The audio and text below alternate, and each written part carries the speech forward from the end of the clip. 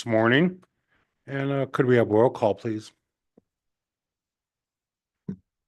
Senator Barlow,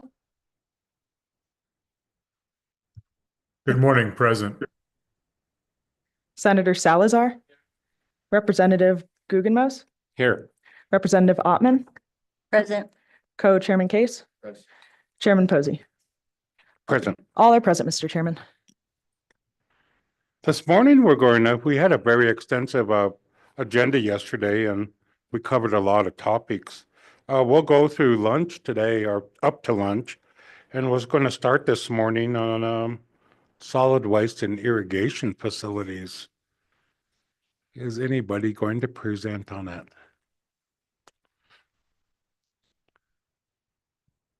And Mr. Chairman, Chairman Case. these topics don't necessarily belong to be thrown together, but we kind of had to do that.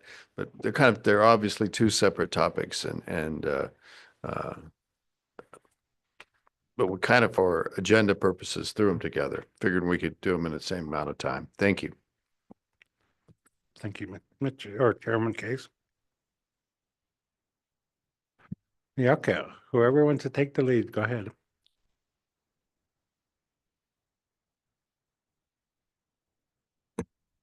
Good morning, Chairman Case, Co-Chair Posey, and the Select Committee. I want to thank you for your time to hear our issues and that we have on the reservation here. And my name is Sean Brown. I'm with Arapahoe First. And a little bit of background on Arapahoe First is we manage the solid waste, propane, and soon to be fuel. And also we provide services for potable water. And just recently, roughly 4 days ago, we have just another program that's a part of our Arapahoe First, which is our home maintenance. And it was a strategy to help keep our programs afloat. And we have roughly 26 new employees there. So we'll continue to service the community of the Arapahoe tribe there with those programs there. There under the home maintenance, there is carpentry. There's also plumbers, electrician, and also we have some heavy equipment too. And we did also take on all of the heavy equipment for the tribe for maintenance wise. And to help facilitate, whatever projects are going on, we can, designate that equipment for the tribes there. So it was actually a good move there for the tribes, and that way we know where our equipment is at any given time. And that was the reason for that. And also under the Arapahoe First, there's our laundromat, the Black Mountain, Blue Sky Laundry, Black Mountain Embroidery, our 2 C stores, and also the internet, Little Wind Loans, and basically all the businesses of the Arapahoe tribe are associated with the Arapahoe First. And I know this is the solid waste. Little bit of background on the solid waste issue. Roughly about a year and a half ago, was I new to this role.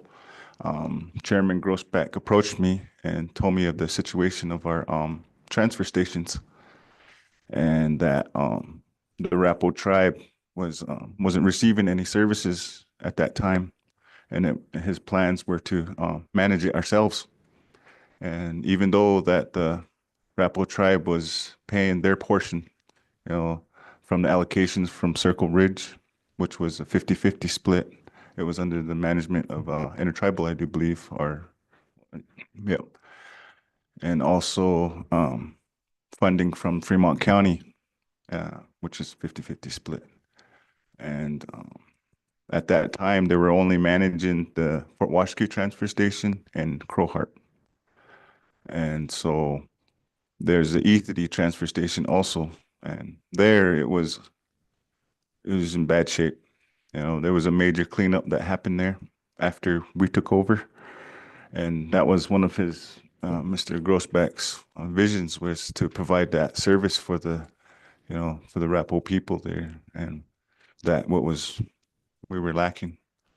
And since then, he did negotiate 1/3 of the funding from the Fremont County. That, so that way it's a fair split because there is 3 transfer stations there. And also we did get 50% of the allocations from Circle Ridge to manage our E3 transfer station. And I want to thank the previous 2 councils, Shoshone and Rapo, because that was one of the last action items of Mr. Mike Ute. He made sure that we had a fair split, equipment and assets, and also for the funding. And there was a little bit of funding remaining, which we split 50-50 when we divided. And I know Waylon was a part of that, and Keenan and Karen Returns to War they were big major parts of that split. And also the 50-50, like I said, we were able to get the main one we were worried about was the allocations. And then from there, we approached the county as to for the new contract so we can get 1/3 of that funding. And they informed us that we needed to perform the cleanup of the E3 transfer station because, like I said, it was actually got some pictures of that, and I'll give that to the ladies here shortly, and we can show drone footage and also some before and after pictures. And so we did try to find funding. We was like, how are we going to clean this up? That was the next step. So our solid waste program, we end up selling one of our assets to cover that cost to get the capital. And we sold one of our assets, and then from there we started the cleanup process. And we did get a joint effort from the intertribal. They sent out a driver and a few cans and a contractor that we hired on, which was Hopper Disposals. And we were able to clean it up. It was a total of 506 tons of waste that we removed from the E3 transfer station. And that's $80 a ton. And then on top of that, we had to cover the cost of the contractor. So it was roughly $137,000 just to do the cleanup. And also Keenan approached the intertribal, and they agreed that they would cover half of that cost. So it was a joint effort of the cleanups of the E3 transfer station. And from there, we try to find some funding to do upgrades on the E3 transfer station. The fencing was ripped up. There was fires. The canisters were burned, fire damage to a point where they weren't usable anymore. And luckily, we had a USDA grant that we received the year prior, which was 1.4 million. And that was for equipment upgrades because we reached our capacity. And the life of our equipment at that time. And because we do also do commercial and residential, and we service all of Fremont County. We have customers from Lander, Crowheart to Shoshone and all of the reservation. And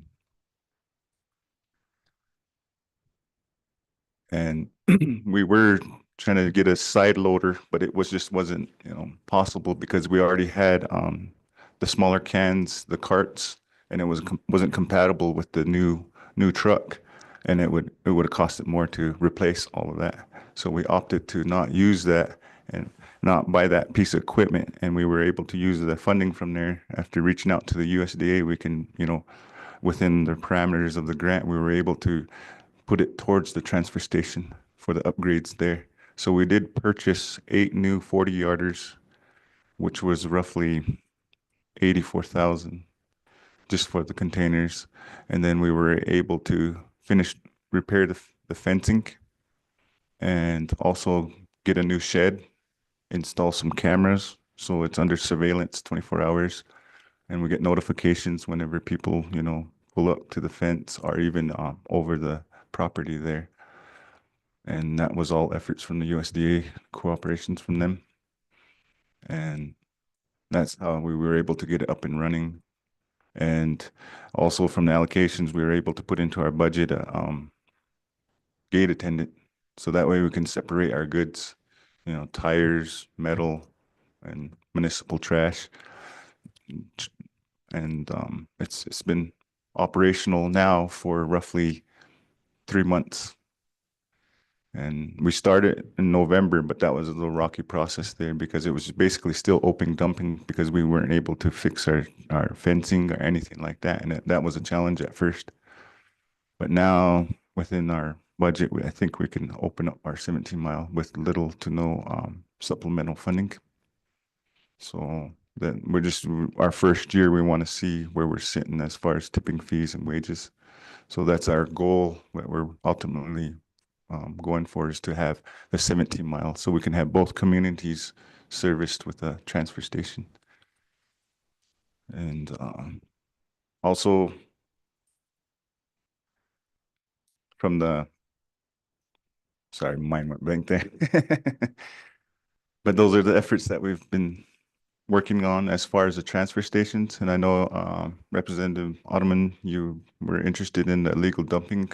I was able to watch some of the recordings from yesterday, and we are working to address our illegal dumping too also. We selected 3 major sites, the largest on the reservation. One is, you'll see from the drone footage, one is above our housing and in Arapahoe, above Great Plains housing. And that is roughly 27 acres in size with the trash. And also, there's one, they call it Double Dives off of Gas Hills, which is roughly 19 acres. And Yellow Calf, that is a smaller one, which is about 7 to 10 acres. And another one was, of course, the East State Transfer Station, and that one was in the size of about 25 acres. So, and we are currently working on grants. We went for the community change grant. We went for the full amount of 20 million, an additional 3 million for phase 2, where the campaigning, because there's a lot of different moving parts and issues to address the illegal dumping. So the campaign is for where we can build curriculum to put into the schools, teach our children, and then the community.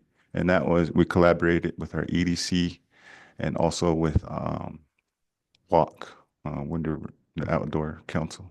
No, yeah. And our nonprofit there.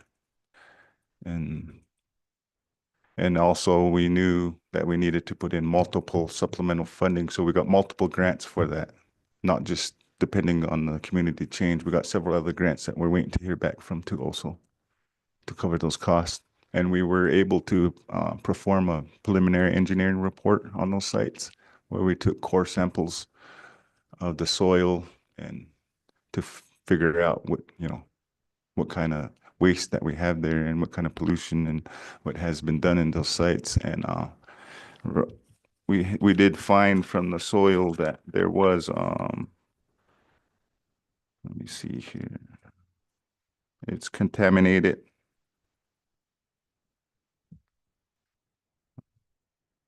Hold on, I'm trying to find it here.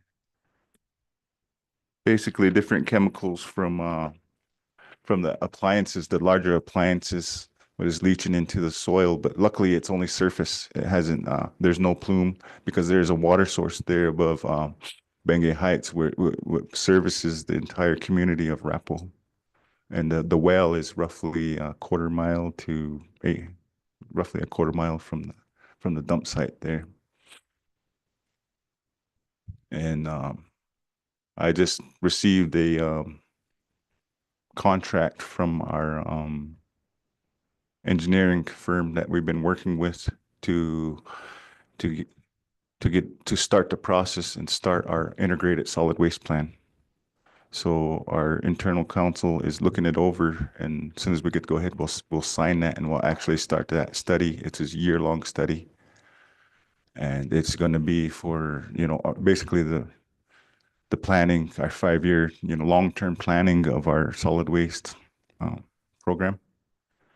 And also a rate study for the costs of, whatever it may be for our solid waste.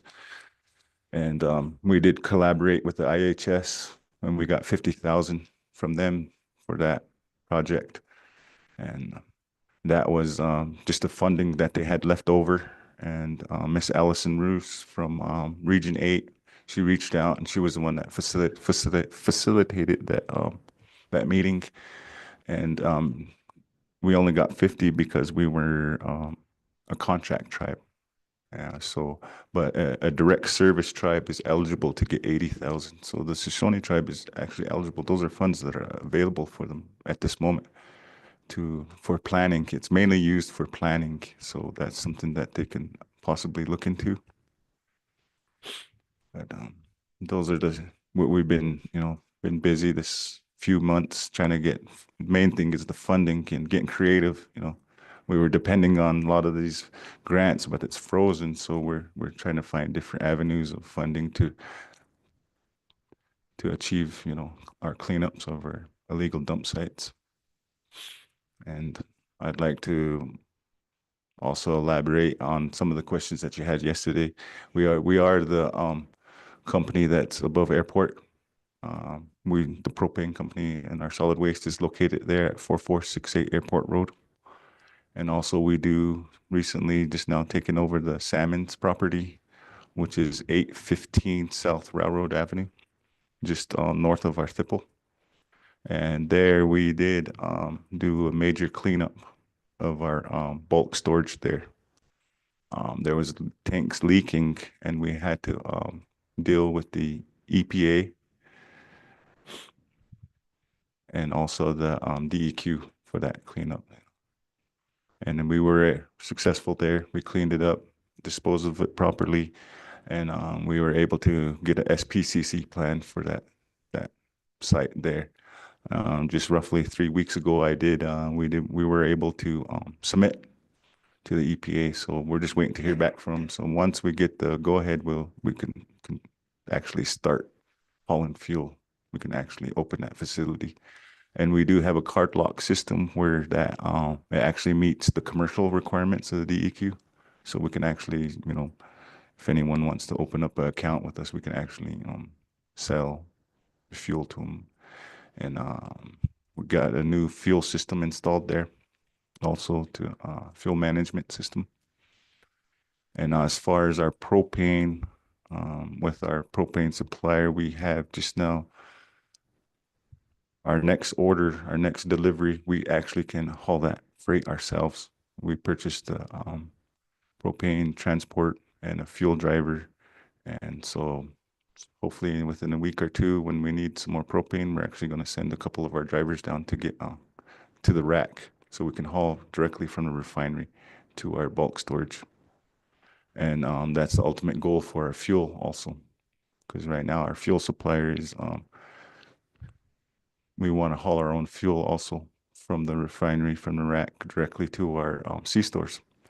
And then we can drive down our cost to provide a service to the community. And so those are some of the projects that we've been working on there and currently looking for fuel transport. Let's see, I was trying to think of everything, all the questions that Ms. Ottoman had. We are hopefully in the process of branding our C-stores there. And we have a project of where we're upgrading our 789 because our tanks there have reached their life. It's roughly 30 years. It's recommended that we need to replace our underground tanks, piping, fuel islands, and all of that. So that's one of the projects that we're currently working on there, hopefully by the end of summer. But yeah, we've been in this role for a year and 6 months. Well, come June 5th will be 6 months, year and 6 months. So, and I'd like to, just thank everybody for your time, and I'll questions. And also I'd like to share the drone footage and the photos of Ethity. All right, yeah, thank you.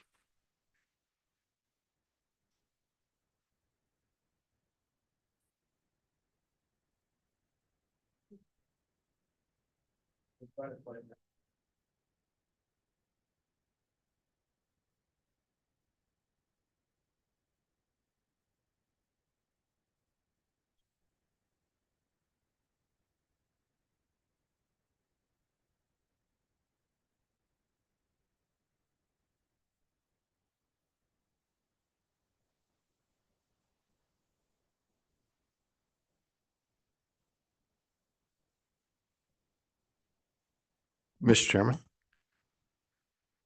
Mr. Chairman. Thank you. Today I'm just the co-chairman. I got demoted. But it's a very impressive list of accomplishments and that's pretty amazing. There's so many things going on at the same time, and that's a lot of organization. Congratulations. Chairman. Chairman Grossbeck. He forgot to tell that he's also gonna start he's going to school to help facilitate the law and order code for our SALOC code. So there's a pool of how many for that?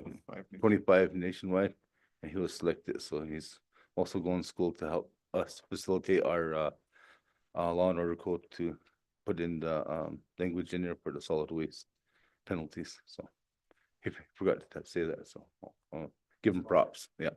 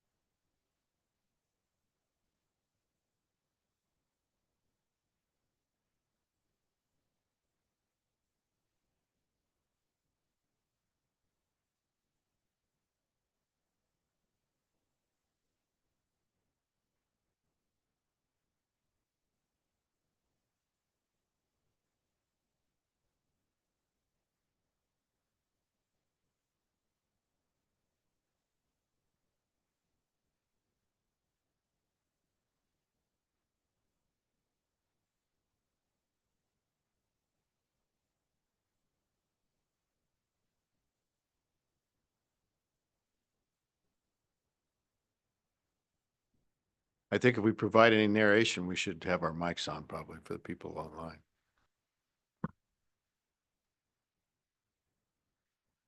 So that's before Ethity was Yep. cleaned up.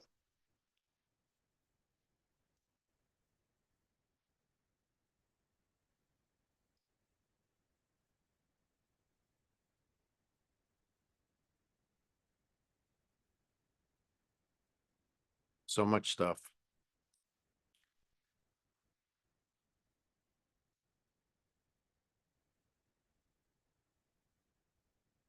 I'd like to add that ultimately it was what overran this site was contractor waste, Uh-huh. ultimately. Then after that, they couldn't keep up and it just snowballed out of control. So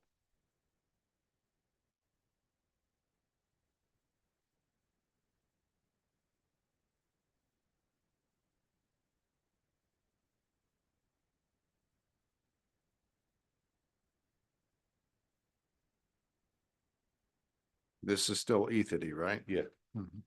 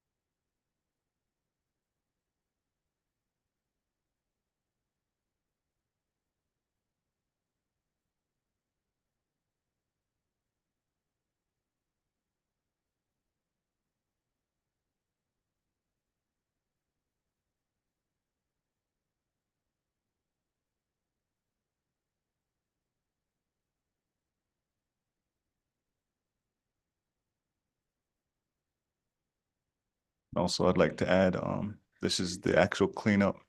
And we, once we started the process and cleaning got majority of the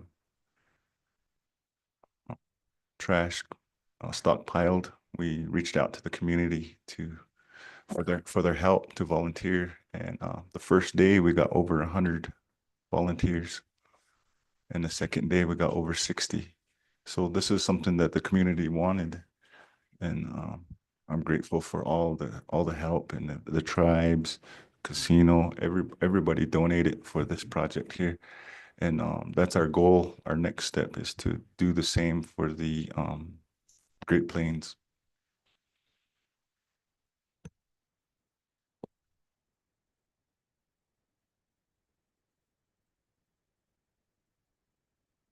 You know, at the end of your video, you put the end, but actually the beginning in some stages. I know the Ethity dump was pretty rough there for a while, but it's been really cleaned up and that's commendable. You know, like you said, people have pitched in and helped clean that up. I know over time there's been a lot of illegal dumping even there. I seen a truck with a trailer full of tires, probably 50 tires that they just dumped there, you know? Yeah. And there are actually a company that I won't name, but that charges people fees for tire disposal. Mhm. But I think we became an area that people just came in. And I know the process changed in 95 when we went from open pit to transfer sites. And I think that the progression of having people pay and utilize those sites has been an ongoing education. You Mhm. know, it's sometimes it's easier to go dump in the hills or close by, you know, but it's good to see that there's progress being made in those areas and that you're using the twist of economic development into that process also. I had one question is in terms of the canisters, a lot of times people set them on fire. Mhm.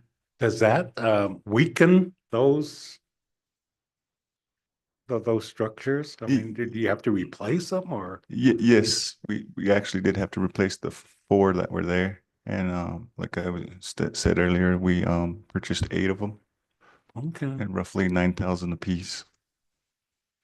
And but the ones we purchased were reinforced at and reinforced corners, a little bit thicker metal on the floors. Okay. Is there any questions from the committee or comments? Representative Altman. Thank you, Mr. Chairman. Mr. Brown and Chairman Grosbeck, I am so happy for you. 5 or 6 years ago, at one of our committee meetings, there was a presentation about all the illegal dumping, and especially Arapahoe, you had some things open and then they got closed because of funding, and it was just awful. But it was just situation. And now, and then the county, because I talked with the county too, and they're like, well, so-and-so, and back and forth and back and forth. And then I had constituents that were very concerned about out around Gas Hills, but also north of Riverton. And so I was like, okay. And so we took photos, tried to talk to people. So it is so wonderful to see that you have started this chain reaction. I believe that will go a lot further. So I just wanted to say you're doing wonderful things. I thank you for your ambition and just your concern about our county, because it will improve coming into town. It'll improve all of this beautiful thing and health reasons. So anyway, just thank you. And if there's anything that any of us can do, you know that we'll do it. So thank you. Thank you. Any other questions or comments? One question I want to follow up on was, are there plans to open up the Arapahoe transfer station down the road? Yes, we are. We're currently working on some funding. We're working with our Wind River Cares, hopefully that will help supplement some of the funding there. And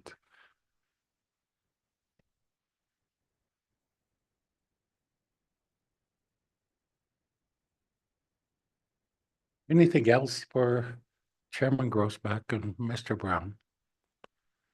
Well, congratulations for taking the lead on all of this stuff and taking the lead on the Arapahoe first. You got a big job there. thank you. And, Uh-oh.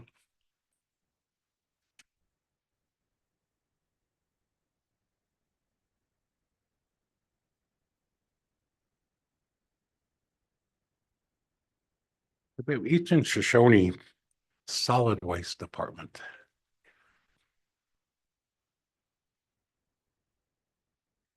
Yeah.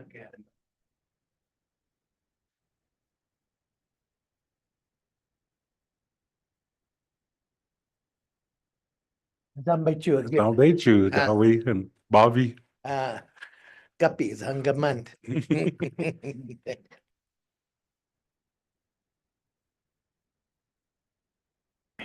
Given the on Debbie Joy.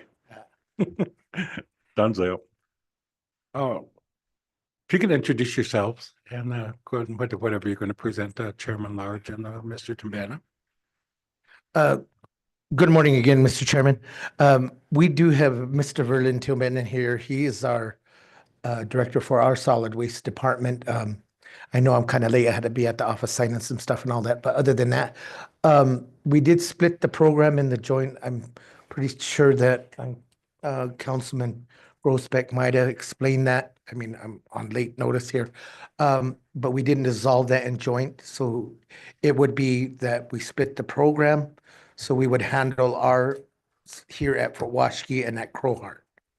So Verlin and his crew made up of Ron Perry and Tyndall, Emery Tyndall. Them three, they're the ones that monitor, do our trash haul and all that. But I'll turn it over to our director here, and then I'll answer any questions if I have to, but I'll let him speak. Thank you, Mr. Chair. Good morning now. This is Verlin Timbana, and I'm the director of the Shawnee Solid Waste Program. And I got here in this position back in 2018 when it was underneath Shoshone Tribe when they had that split before and it was run by Shoshone Tribe. And we eventually transferred to Wind River Intertribal back in 2019, someplace around there. And then we started working for a joint. And then for a few years. And then I was running in Ethatee, Fort Washakie, and Crowheart with just three of us guys. Me, I was truck driver, equipment operator, welder, no matter what it is, gopher, whatever. Listen to these guys get cussed out by the council. And, but it was tough. We had big old piles of trash over at Fort Washakie and Crowheart, Ethatee. I'm glad that split come along because it took a lot of pressure off my crew and our trash bins and all that. And because they were constantly put on fire. But right now we kind of got a hold on trash bin fires because we built a trash ash pit. So we put ashes into a pit, let it sit there for about a week, and then we'll put them into the bins and haul them to Lander. So it doesn't seem like it helps out, but there's some people that dump when we're not there. But we don't charge. We haven't charged yet. We haven't did anything like that. We've just been kind of controlling. All it is just household trash up at our bins over here in Crowheart and Fort Washakie. And it seems like it's going pretty good. We tell people, your appliances, go to Lander because they don't charge for appliances, any kind of metal. So they've been going along pretty good. Construction, they can take it to Lander too. And contractors, it was through the years, we had a lot of problems with contractors.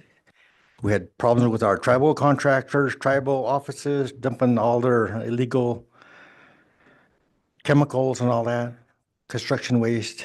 But right now we got a pretty good handle because we all take turns monitoring. So I'll send my couple of guys up Crowheart and I'll stay at Fort Washakie and I'll watch that. So it's coming along pretty good. But we had a couple of bins that was repaired when we helped the Arapaho tribes clean up Ethatee. We got them straightened up pretty good. Because other than that, but they're not too bad now. But our future site is hopefully we will start charging here pretty soon, but we haven't really implemented it yet. Just keeping track of contractors. That's about it. Our main concerns. And eventually we're going to start charging. I don't know when, but we'll do something with the approval of a SBC. I know it's going to be tough. And it's hard times right now. So we got a couple of ideas, what I gave to council. But any questions? Any questions, Representative Altman? Thank you, Mr. Chairman, and thank both of you for coming today. It's a very important topic and affects us in a lot of different ways. So I do have just a couple questions. One thing was I thought Lander was going to close and that things were going to be transferred out towards the rim. I thought that they were doing that. And then the other thing is do you have any ideas, and this goes for the county and the tribes and whatever, any ideas how to help people? Like you drive by people's places and it's just, I mean, their doorsteps, everything is just, and I thought to myself, why don't they clean that up? And then I thought, well, maybe they don't have a truck. Maybe they don't have opportunity, or maybe, just maybe. So they had talked about possibly starting to educate children, which is a good thing. So, 10 years, 20 years, it'd be like everything. But what is there an answer to that, or how can people be helped, or is it just the nature of the beast? I just don't know. So the other thing is with only household going in there, do they have to take? I'm just trying to remember the name of the road out there that goes up to the rim. Just Excuse me, when was the last time you was up there? Up here at Fort Washakie? no, going south towards Rollins. Sandra. Sandra. Oh, Yeah, so that's what I thought Lander was going to do, was start doing that to Sandra. yes, they but talked also about Lark. hauling to Sandra. It's, I don't know how many more years down the road when Lander closes. And we happen to have a big truck that'll haul most of that stuff to Sandra. So we're ready for that, but our truck is getting so old, some of the hoses are getting pretty well wore out. So we're gonna end up replanting them. And then the previous, uh, people that was working on the solid waste program bought this truck. It has parts come from Australia. So if something breaks down, it has to come from Australia. I've been talking to this man. He said he could probably change them over to the US brand, because that truck will haul nothing but household trash. It'll haul about 19 tons. That's overloaded, but we can haul that much. And then the question on these, I know who you're talking about, that house down Ethatee. I know who you're talking about, that house, trash all over. And we had a bin over there for a while, and then that was for a funeral though. And then after that, they piled up on them again. Other than that, but if you go up Pulaski up here at this trash pile, it looks nice. We've been slowly working on it. And because like I said, there's only 3 of us. We don't have a big old, we only got just track hoe, backhoe, and that's all we got. And some eyes. I got a question, Mr. Timbana, and maybe Chairman Large, in terms of, and Shane, I'm sure maybe you could answer this too, is there any training available to you guys in terms of hazardous materials? You know, there's meth and all these other types of drugs that float around. I don't know how much make it to the transfer sites, but that was my question.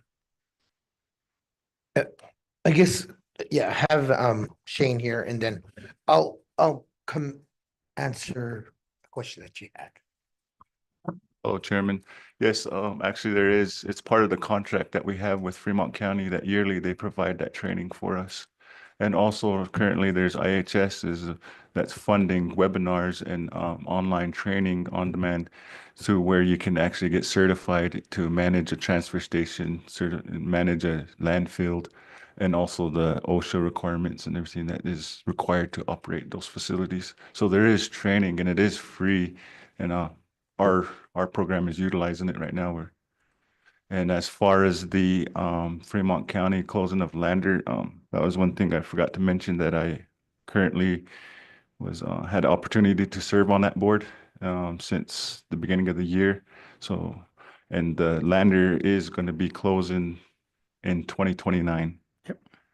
And we're currently trying to find some land, some fill for the CAT.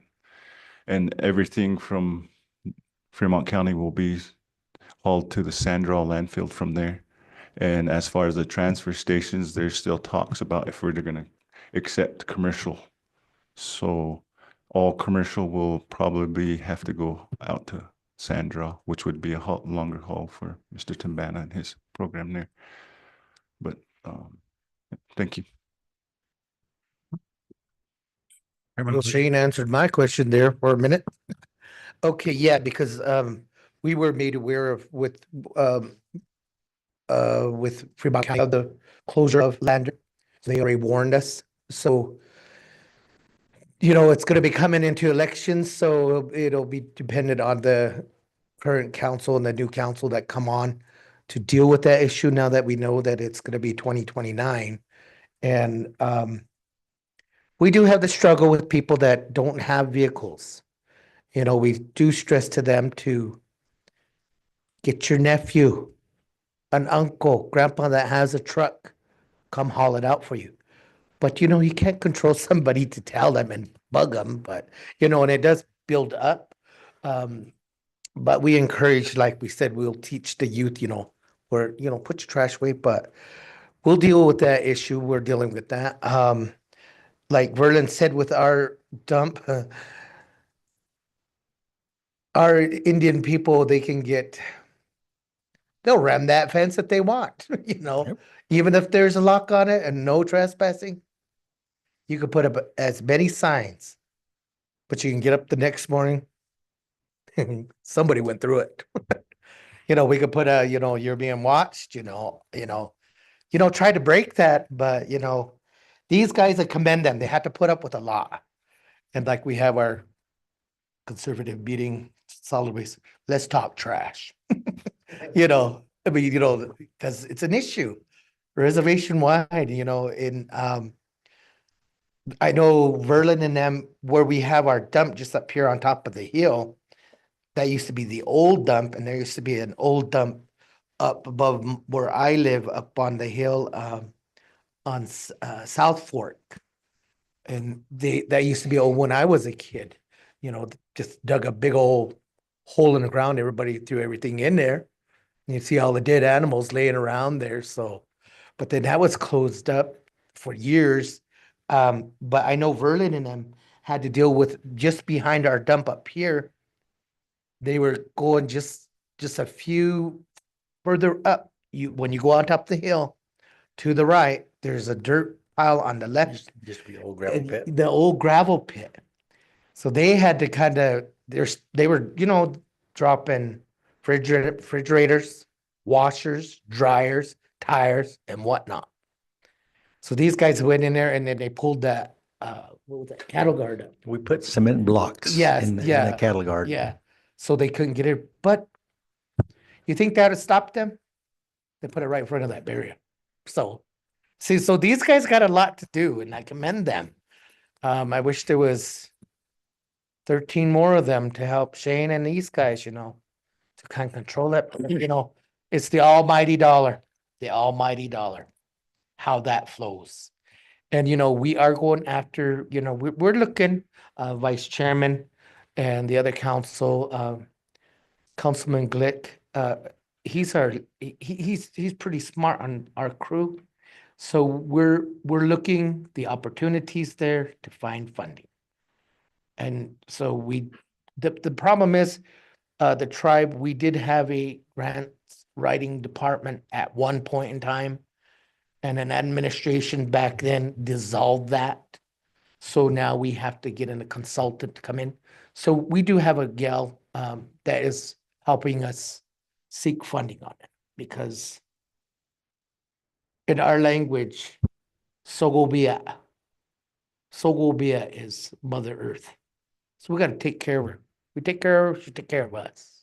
So, you know, that's how we say it in Shoshone. Sogobia. But other than that, but I'll commend Verlin. He thought it was a little later, so we're playing. I'm on my way, so he's here, so we made it in time, so I didn't want to miss this time to speak with y'all. But I don't know if you have any more questions for me, or I might have one question. go ahead. Mr. Chairman, thank you. And Chairman Large, good to see you again. And they mentioned, Shane mentioned about an $80,000 grant possibility through US EPA. That sounds like you ought to be able to get that. Have you thought about that one? It's not much money, but No, it's not much, but it's worth doing. it's worth going after, yeah. Yeah, So. Yes, we are. I know you got a lot We of things, need but to. that seems like maybe one that would help a little bit. Yeah, because, you know, the tribes were strapped for cash, so. Yeah. You know, we do need to go after, we understand the federal funding there, and we have, you know, people that can write the grants to go after that, but yeah. And be then pursued. in the effort to rewrite the law and order code, which I Mhm. know is it's a vast Yes. undertaking. I know that you had talked in previous years about revising the statute on littering. Mhm. And I assume that would be part of, a lot of things that have to be updated. Yeah, Mr. Chairman, because right now it's only a 700, in the SALOC, it's only a $750 fine. Just like you see the ones that's posted on the main highways. Right. So, but I think, you know, with the SALOC being revised, and I'm part of that, there's a few members on ABC and SBC Right. to revise this. Because like I said, it's 35 years old, and Honorable Chief Judge and past Chairman John St. Clair wrote that.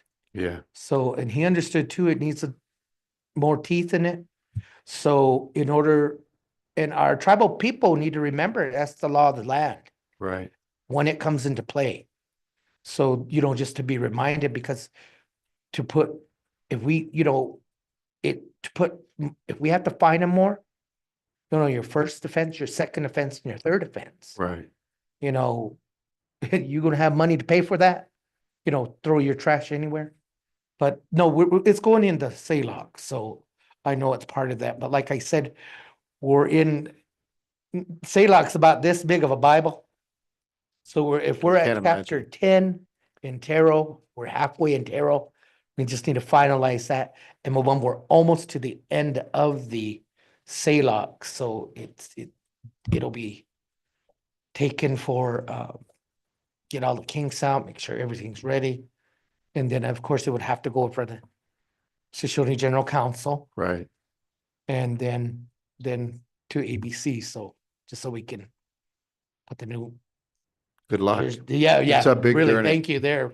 Yeah. Yeah, so we're trying to get that done though.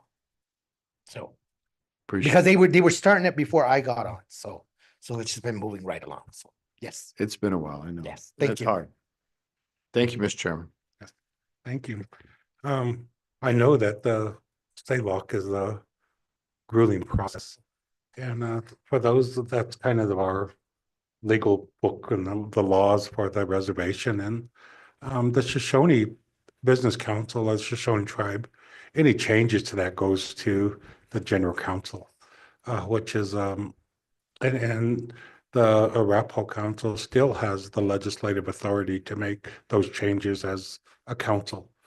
I think the last few changes to the Law and Order Code was done by Superintendent Shakespeare several years ago regarding the traffic part of that, the traffic code. So that's not a fast process, but it needs to be tackled. It really does. So is there any other questions for any of the committee?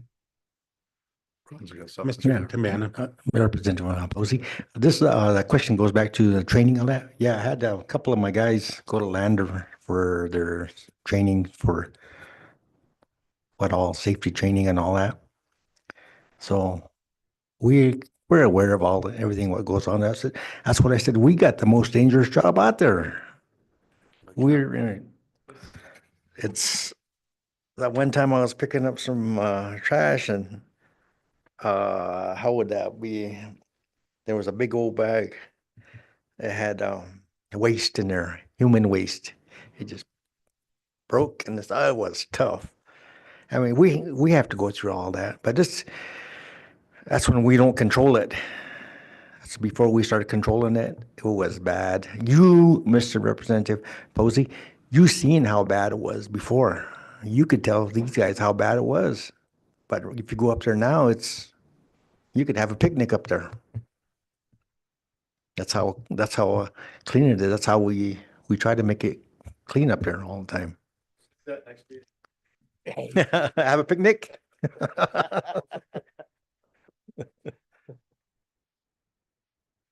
Oh, thank you, gentlemen, for your presentation this morning. I know it's an ongoing effort.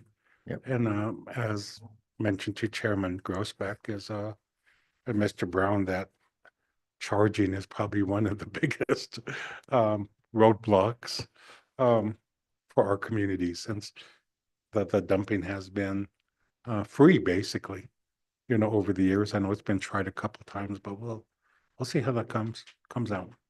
Thank you. Thank you. And Mr. Chairman, also in this morning, we had talked about something about irrigation facilities. And I don't know if anybody's prepared to talk about that, but where that came from, Mr. Chairman, is that there's a big backlog of requirements for maintenance of irrigation facilities across the reservation. And Senator Barrasso's office had particularly tried to make some money available through the BIA to help with irrigation facilities. We had a big summit on it a few years ago. And the reason I'd asked for this to be on the agenda is just so that we get an update as to where that happened, or if we still have problems, or, and I don't know if anybody could have talked to us about that. It's just to figure out if there's a way we could help. We did make the tribes eligible for state water development funds and other things that are a possibility. I don't know how that's proceeding or being used, but just hoping maybe to learn a little bit more about how we could address it better in the future. Thank you, Mr. Chairman. I bet you Co-Chairman Ware. I'll bet you, Chairman, so to my understanding, we still have our regular 93s, 93,638 contracts with the BIA, and I think that's all operation wise, and I believe they did get some money to fix dilapidated structures, and I know that's like an ongoing process all the time. Unfortunately, our water guy on our council's not here. He broke his ankle, but he would have way more information for you on this. I know I think the water board would have all the information. I think that separate funding is a little different than what comes through the pike on our side. Councilman, Chairman, Keenan Grossback here, he might have a little bit more information for you, but that's as far as I know. I know it's an ongoing process and they're always fixing structures out there. Thank you. Chairman Posey. Yeah, there's the Office of Tribal Water Engineers. They did go after that funding, and they did acquire quite a bit of it. And there's some ongoing litigation for a contractor that was supposed to fix some of the dilapidated infrastructure there, and it wasn't up to spec. So now it's leaking, so we're in litigation, so can't talk too much on that, but the irrigation system out here is pretty dilapidated, and there's some non-native members that are on the Ray Lake Canal. They weren't able to get their water last year delivered to them. Well, it kind of cut short, but it had to been done, otherwise, we would have drained out the Wash Creek Reservoir and the Ray Canal reservoir over there. So, it wasn't just them, it was quite a few of them out there on that Ray Canal irrigation part. So, and we 638'd all of it. So we took over on all the irrigation system over here. So we're learning as we go, and it's gonna get better, and we're gonna make sure that all the people get their water. And when it was ran by BIA, there's a lot of our native people that didn't get water too. So, it's a tough coin to flip, sometimes they get it, sometimes people don't get it, it's just all depends on the snowpack, but the way they have it set up now, everybody's gonna get their water for because I think it was cut short for 6 weeks. So this year everybody's gonna get it, and there's ongoing funding that they've been tapping into to fix more of the dilapidated irrigation infrastructure out there. So it's gonna get better, it is. So Chairman That's Case. good to hear. I know that there has been a lot of people that pay water fees and have been paying water fees for a long time, but have not got any water, and it's, you have to pay the fees to keep up, I guess, there can be consequences of not paying the fees. But so people pay the fees, but they don't get water. And I think, well, the one property that's that way is the church property down here. Yeah, they pay the fees, and but it would be nice if we could improve the system all across the reservation. And it is many structures are over 100 years old. It's incredible. So there's a lot of need, and people would like to use the land and they're not able to. So, Co-Chair, Case, I think, maybe this would be another topic for the next tribal select, and we could get our Director of, Office Tribal Water Engineers over here, Mr. Lokilo St. Clair, and, we could go into more depth on it, so. Yeah, that's It'd be- great. it'd And be there, good, you know. there is a state nexus because water development funding money is available now. And that's a change from when, even maybe about 15 years it's been available. So it Mhm. hasn't always been available. And that's funding that could be used in matching situations and sometimes not um, for improvement of facilities. And it's state severance tax money, basically. Yeah. So it would be good to be able to maybe more systematically address this and have more attention to it from Cheyenne. So, Chairman Case, I do know that those funds are available, and they're starting to go after them again.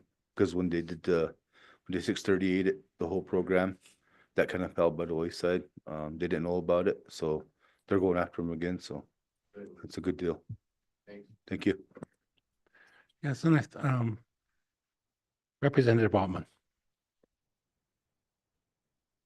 Thank you, Mr. Chairman. If we do pick this up on the next one, would transfer of water and orphaned irrigation rights be a topic that is of concern over here as well as in the county, or?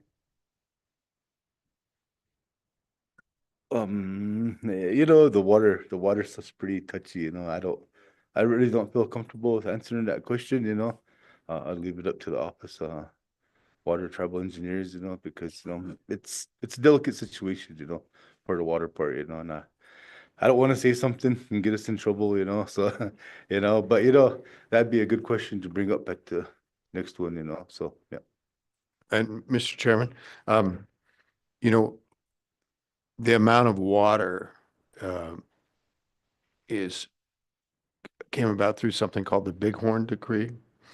And that was part of it where it's been adjudicated. And so, but there are different takes on that. It is extremely touchy subject, but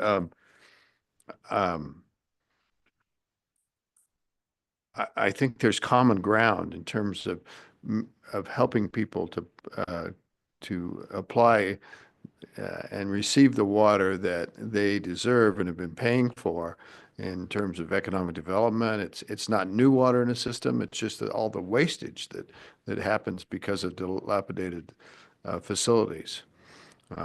We've actually gone down the road of talking about building storage projects together and moving forward with that. That still is a possibility. It's a big picture kind of possibility, and it has to do with what year the water rights are considered in it. And the state approaches that from one side and tribes approach it from another side. I'm trying to be delicate here, and it has to do with the whether there are 1868 rights in new reservoirs or whether there are new rights. The state and the tribes disagree on that. But that doesn't mean that there's not a lot of things we could do together. And just the very fact that state tax dollars flow and are made available to tribal entities now for water development is a huge win. And this committee had a lot to do with that, really did. So there's common ground. We can talk about common ground and not necessarily get into a fight about any of this. I had a couple comments. We talked about water charges, as Senator Case mentioned, and I wanted to show that I made an error, and I called Mr. Shakespeare Superintendent Shakespeare, but he's actually Area Director Shakespeare now. Do you have anything to add? One thing I know with water charges, fractionation of land plays a big part in that also. Problem, yeah. And a fractionation of land, and just a ballpark figure of, there may be a couple hundred people on a 80 acres. And if there's even a ditch, and even if it's a dry ditch, those people are charged water charges. And if they don't pay those charges, they could hold their income tax or any federal funds that they get. Look, And I- attention. And I know with the process of the delivery of water on our reservation, it's a antiquated system. You know, most of it's earthen, a lot of seepage. So as Senator Kay said, it's a really complex matter. But I just wanted to mention that some people may own a piece of land in Crowheart, don't know where it's at, if there's other owners but they get a water bill that they may not even ranch or farm on that piece of land. Welcome, Mr. Shakespeare. Regional Director, Leslie Shakespeare, BIA Regional Director for the Rocky Mountain Region.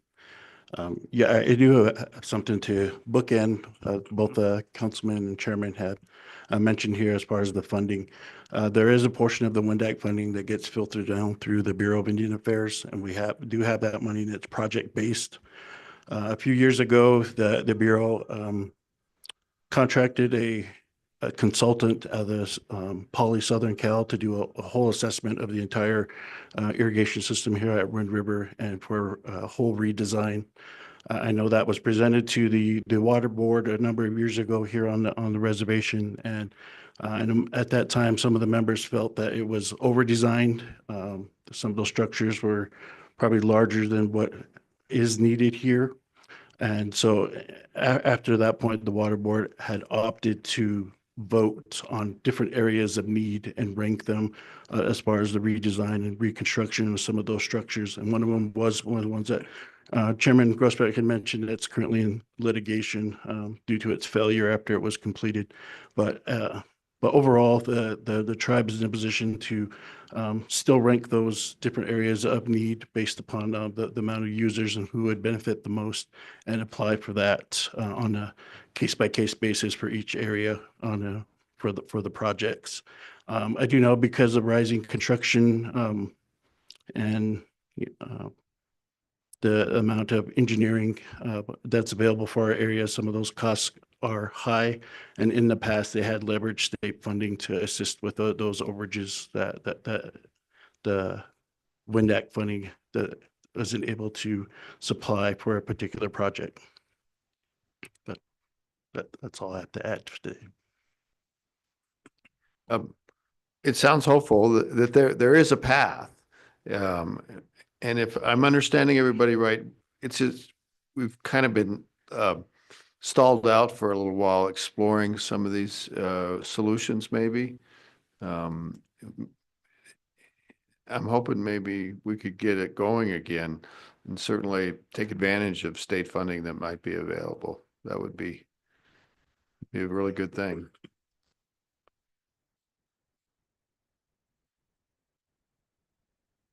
Now, you might have mentioned this, but the Wyoming Water Development has allocated funds for head gates and stuff. Mhm. Is that still going?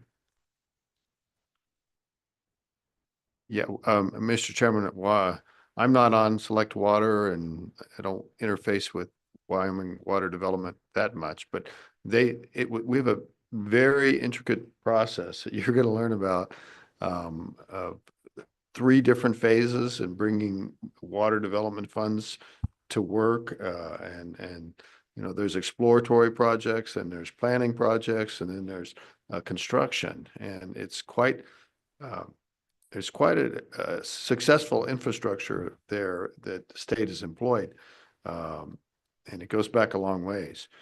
So there are funds available. There are portions of severance and other taxes are tipped into those funds every year, and they're made available for application. And and the tribal governments have received some of those funds, and I just think we should try to get more if we can. Co-Chairman Ware? Oh, I was just gonna follow it with a yes, sir. We're looking into them. We'll be picking those up.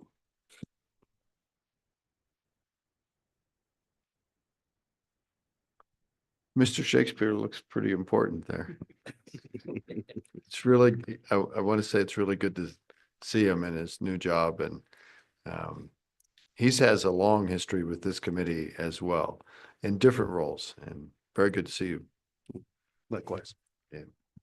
Is there anything you could maybe tell us? How often do you get the big guy here? I mean, maybe we should have a conversation. Thank you, gentlemen. Thank you, Chair.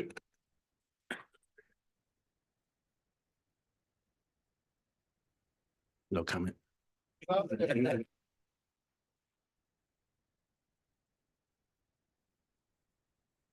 Is there any public comment on solid waste and irrigation?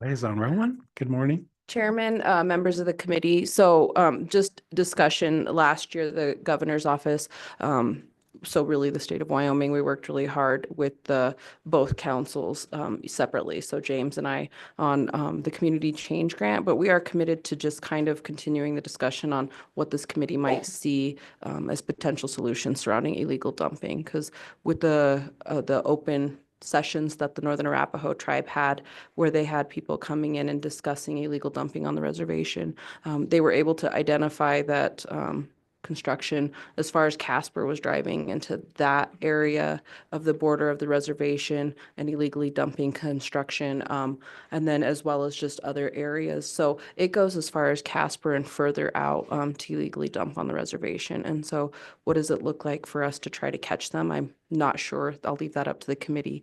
But those were the comments that were brought to the state's attention, and so I'm just bringing it to your attention.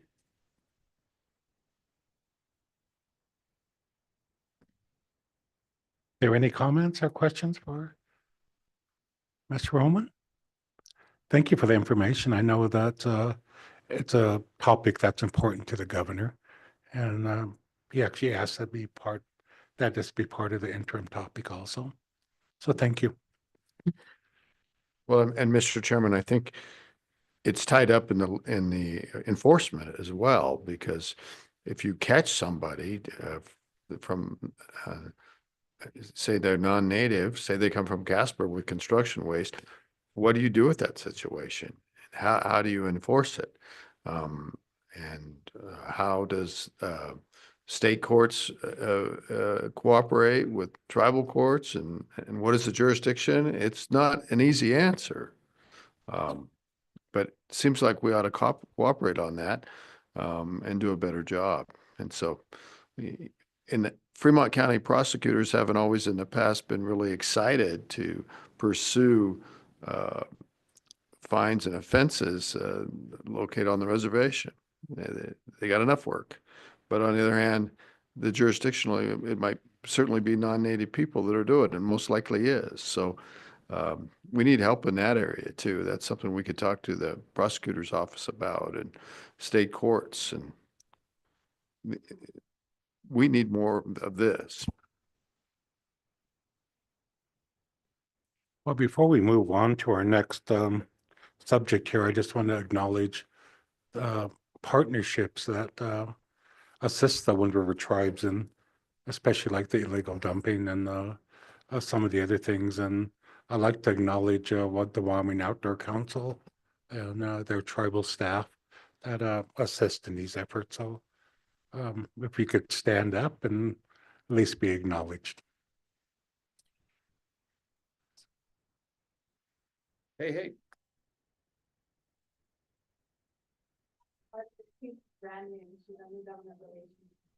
Yeah. Representative Altman. Thank you, Mr. Chairman. Just a comment about illegal dumping with the county, with the tribes, with the state, with the country, to clean up things and to have enforcement. It is imperative for sure. But as we notice with a lot of our national refuse, it's shipped to other countries or wherever. So one of the things that I hope we can talk about as well is who we need to talk to, whether it's EPA or whoever it is okay, do we have sufficient sites for commercial? Do we have sufficient sites for household? If we're going to gather up hundreds and thousands of tons of refuse, where is it going to be taken? So I just hope that can be part of the conversation, because if you don't have anywhere to take it, what do you do? So, thank you. Thank you, Representative Altman. No, I think in these lean times, partnerships are going to be a lot more important than what they have been. But at this point, we'll move on to our next subject if there's no public comment. And this is the overlap in law enforcement jurisdiction. And I asked part of this process to be included on our agenda and our topics. I understand that we have a very interesting jurisdictional system here on the Wind River, where it could include BIA, county, FBI, through the state, the Department of or the Wyoming Highway Patrol, and there are several law enforcement factors that may be confusing in terms of crimes or jurisdiction or how that works out. So we're asking today to kind of get a sense of how that system works and how cooperation works when it comes to crimes and law enforcement on the Wind River Indian Reservation. So whoever wants to come up, is there anybody here from the FBI? He looks like the guy from the TV show. Better hair. No, you got good hair. I think it's great. If you could introduce yourself, sir, and Have to hit the group. obviously the agency you're from. Pull that over. 'Cause Sounds good. there you go. Good morning. My name's Leonard Carollo, and I'm an assistant special agent in charge with the FBI. I'm out of the Denver field office, but of course we cover both the states of Colorado and Wyoming, and that includes the Wind River Indian Reservation. So thank you for having me. Yes, good morning. Well, I understand, obviously, the FBI, through the Major Crimes Act, has jurisdiction on tribal land. And how has that cooperation and relationship been working over the years? I know some of that is very sensitive. Some of that is you read about in the papers, but I'm just wondering how that overlaps and how that works with the Bureau of Indian Affairs. I mean, we still have a Bureau of Indian Affairs where many tribes have contracted those police services on other reservations. We have never done that. So if you just give us an overview of how that system kind of works from your point of view, your agency. Yeah, so we work very closely with the Bureau of Indian Affairs. Of course, between our two agencies, we investigate crimes that occur on the Wind River Indian Reservation. I would say from the FBI standpoint, we prioritize and primarily investigate violent felonies. We work closely with the United States Attorney's Office, who handles almost all of the prosecutions for those cases. But we can't do it alone. And you brought up a good question, because it's taken some time. Law enforcement has not always done a tremendous job of building trust with communities. And we have, I feel, the FBI has made efforts and will continue to make efforts to build trust with the tribal communities. We routinely meet with both tribal business councils and go before them with the U.S. Attorney's Office and discuss any matters that are at hand, answer questions. The next segment that we'll talk about at 10:30, when it comes to missing or murdered Indigenous persons, we'll talk about that later. But another thing that we've done is we have seen, especially over the last years, is an influx of drug trafficking and narcotics being brought onto the reservation. So we are very fortunate that we have great partnerships with, not only BIA, but other agencies within the state of Wyoming. And 3 or 4 years ago, we formed the Safe Trails Task Force. And that task force focuses on drug trafficking and individuals involved in drug trafficking on and around the reservation.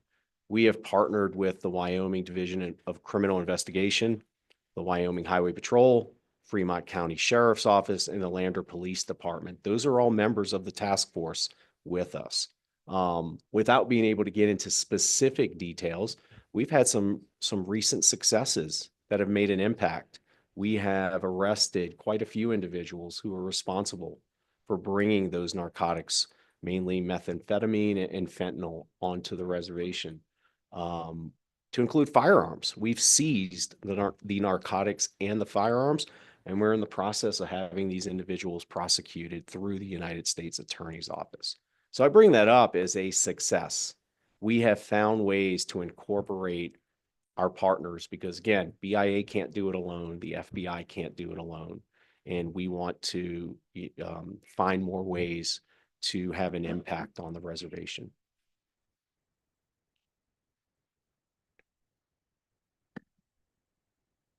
Any questions or comments?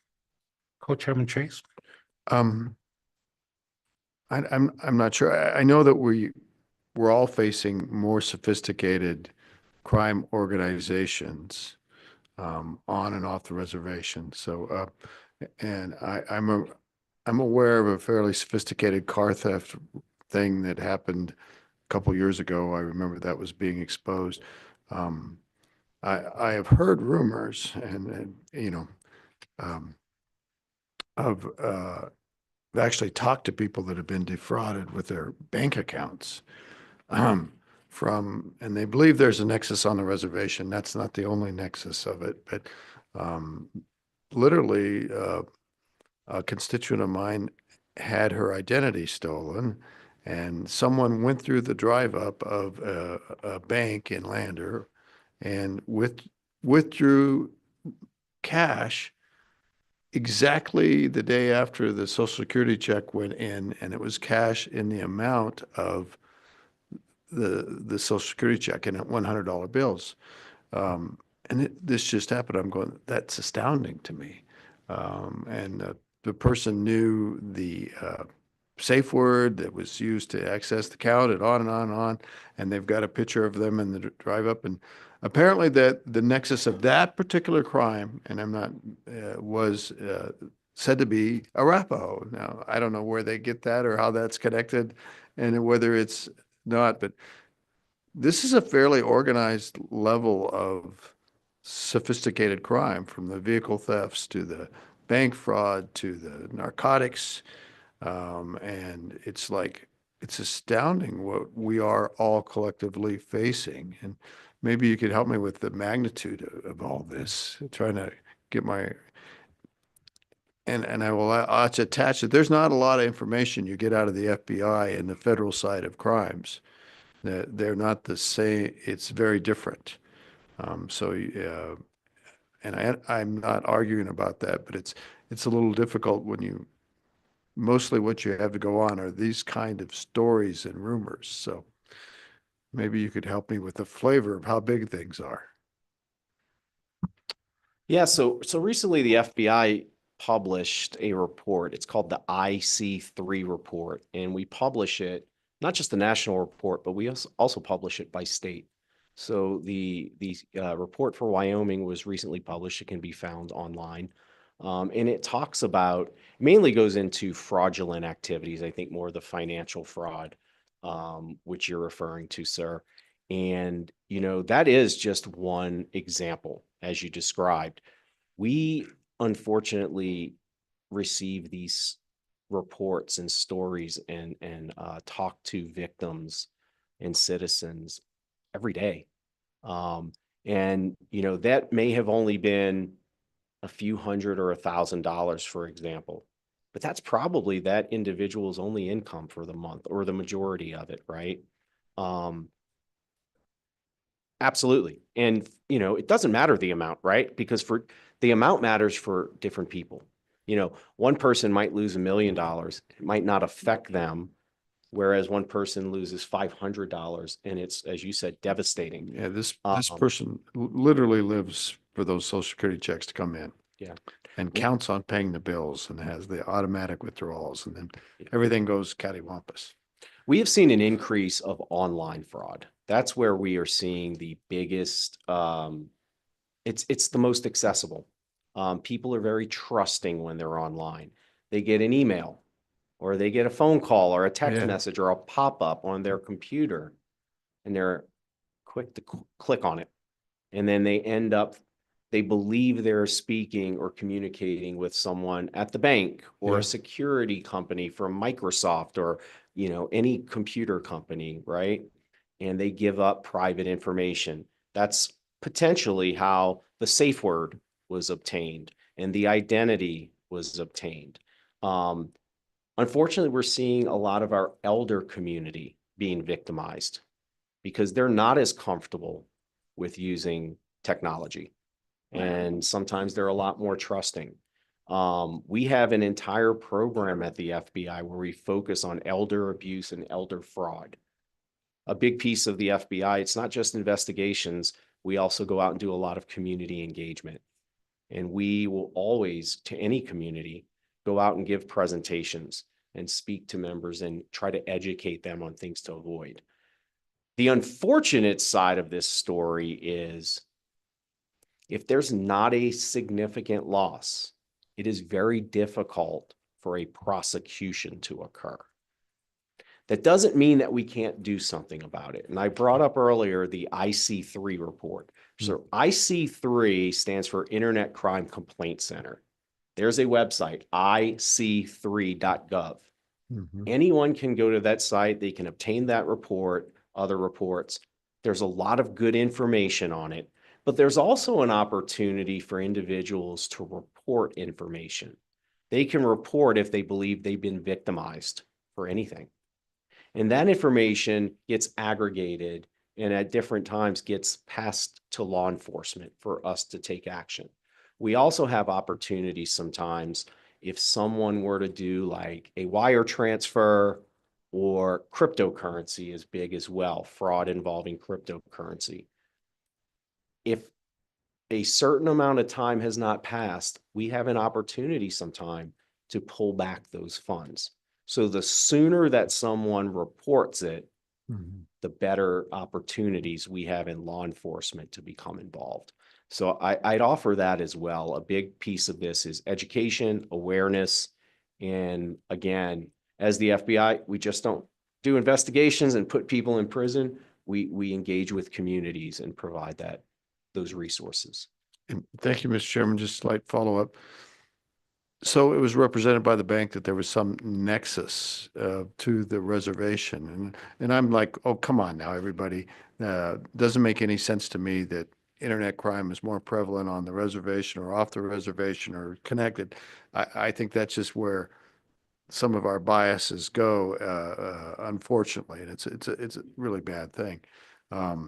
So I would assume that there really isn't, with your IC3 activity, the reservation isn't more prominent in that than elsewhere, and I'm just kind of asking. But other types of crimes, sometimes the reservation has attracted folks that participate in crimes maybe that they wouldn't otherwise, like the vehicle theft ring of a few years ago, or the narcotics trafficking. And is that true, or is it just being poorly stereotyped? I mean, that's. Well, I would offer that because of the connected world that we live in, Yeah. anyone is susceptible to being a victim.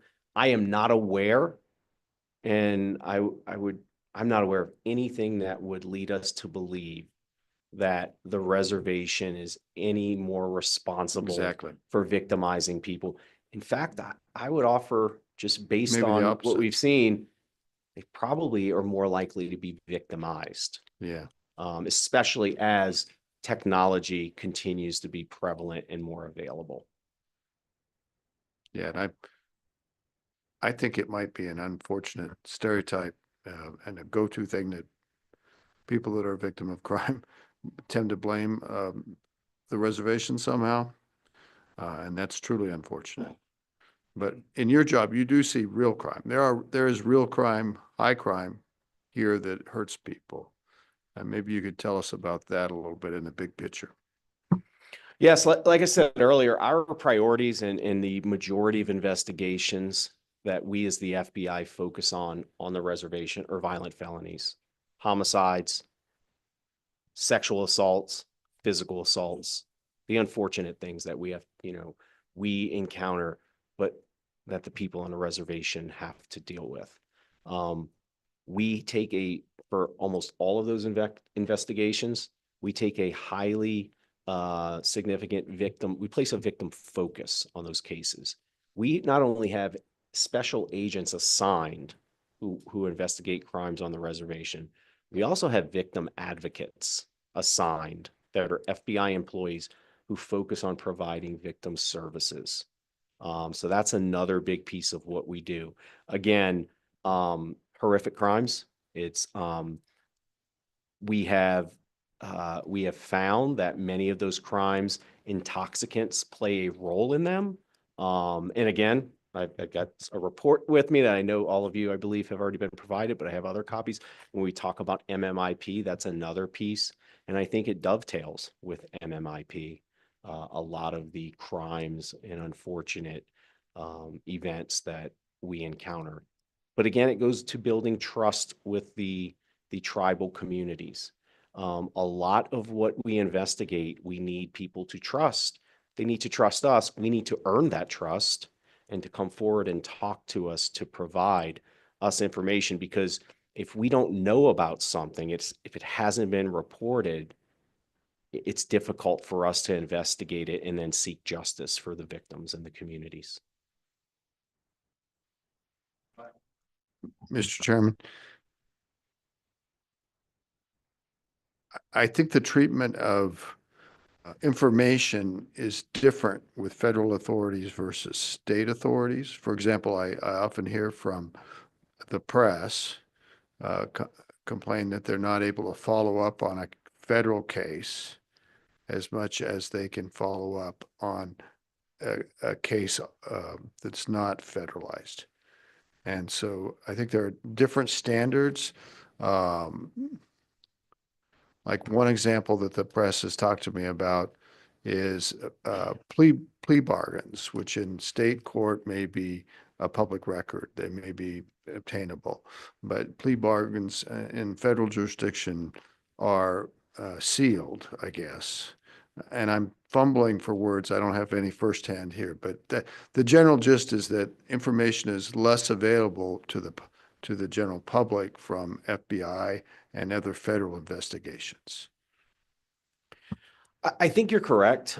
Federal rules of criminal procedure do limit what we are allowed to speak publicly about and release.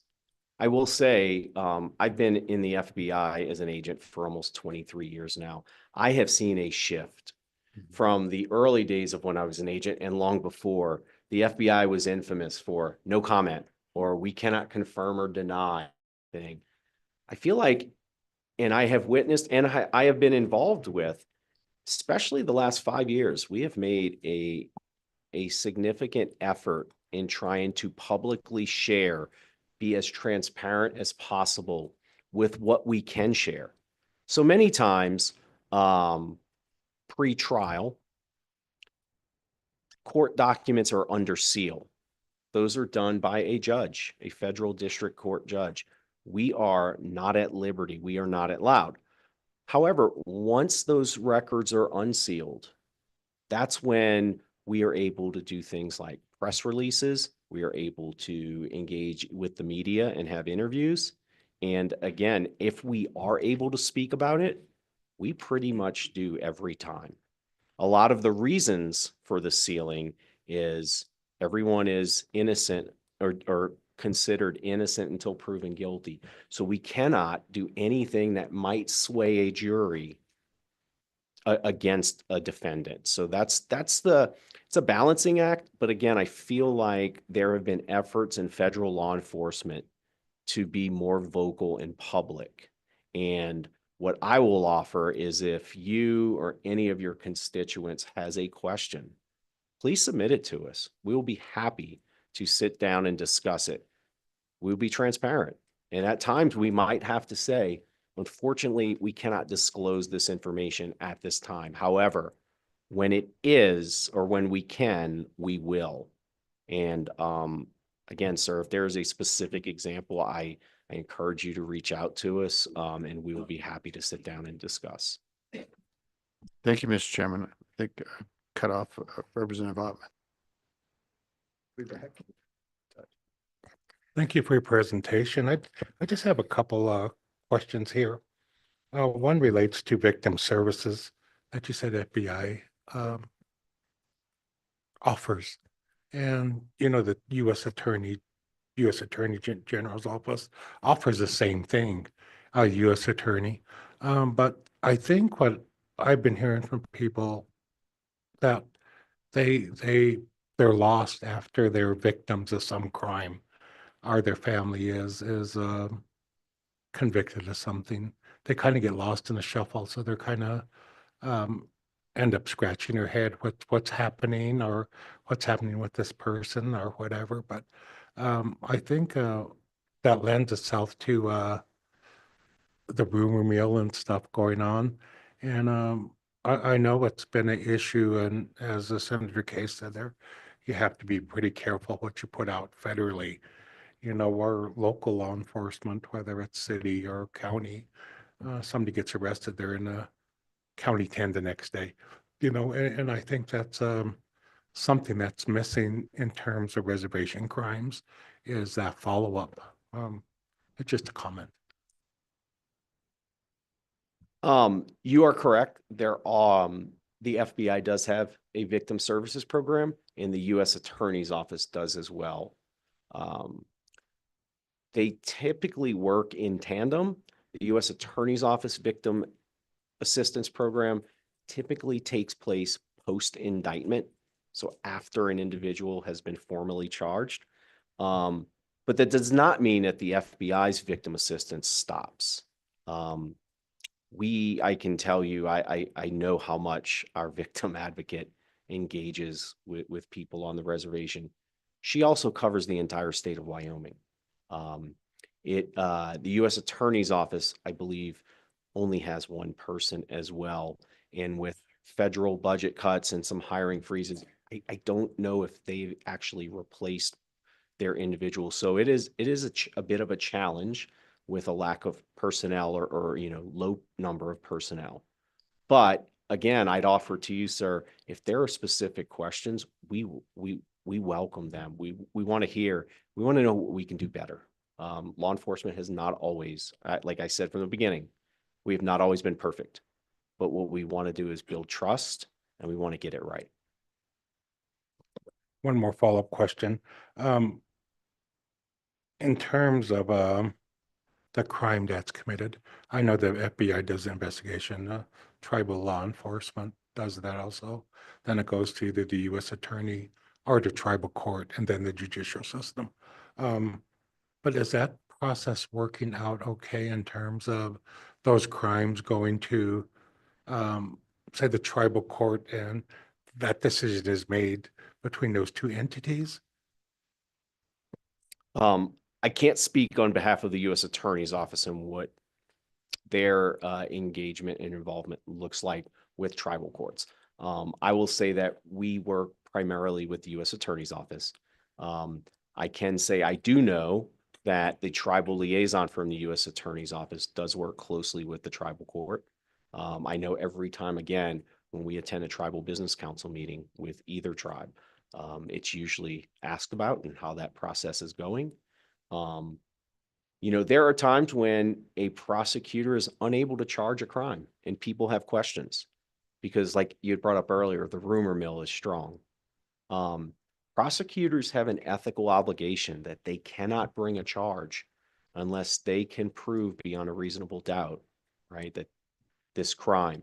So sometimes that's the challenge. We have had a number of cases and investigations where an individual, let's say, is killed, and there are 3 suspects.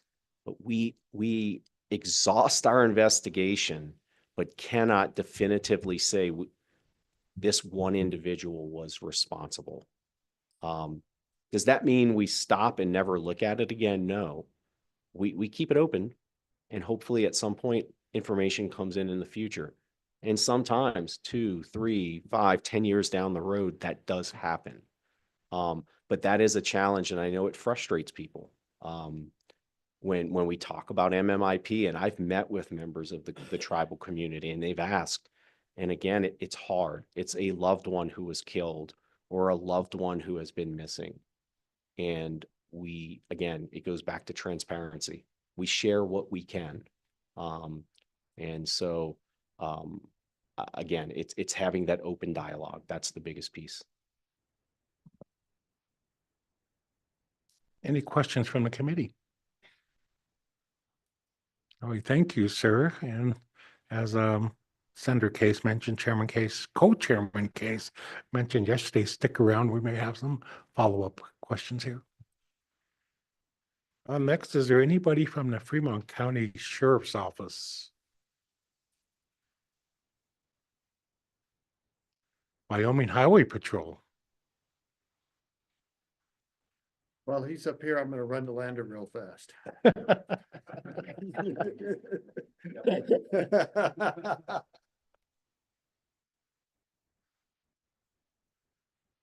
Good morning, sir. If you're more comfortable in the middle seat, that's fine, wherever you wanna. But if you could introduce yourself and welcome this morning. Thank you. Good morning. Good morning, Chairman Posey and Co-Chair Case and Select Committee. My name is James Thomas. I'm the Field Operations Commander for the Wyoming Highway Patrol. Good morning and welcome. I think you kind of followed the lines of the cooperation and the jurisdictional issues relating to the Wind River Reservation. And I know the Wyoming Highway Patrol does a lot out here. Well, So thanks. if you could expand on, maybe to follow up on the past conversation of how that system works for your agency. Thank you. Yeah, so the Wyoming Highway Patrol, I mean, we value our partnerships with all our agencies, our federal, local, county, and tribal partners. We definitely take a view that that we're not going to be successful in our community without those partnerships and without sharing information and working together. So that's key for us. You know, with having that concurrent jurisdiction out here, that's it's just challenging for our troopers that are assigned to this area that come in here and work. We do have some challenges as we keep moving forward, but you know, on the day-to-day operations right now, all the relationships are very positive. Our staffing is in this area is what we're doing well there. We don't have any vacancies here locally in Fremont County with our allocations of state troopers, and from what I'm hearing from some of the other agencies on staffing as well, at least it's looking positive. We are some challenges outside of the area, but that's just normal for us as we go through hiring and attrition and stuff like that. So that part's going very well. Some of the issues, I mean, when we are responding to calls for service or we come across some crimes that we're investigating, that's where the challenges come in when we're dealing with jurisdictional issues. Obviously, the BIA has a program for the Special Law Enforcement Commission, which our goal is to have all of our troopers in this area going through that certification, which takes care of some of the issues, the jurisdictional issues between your non-Indian and Indian crimes there.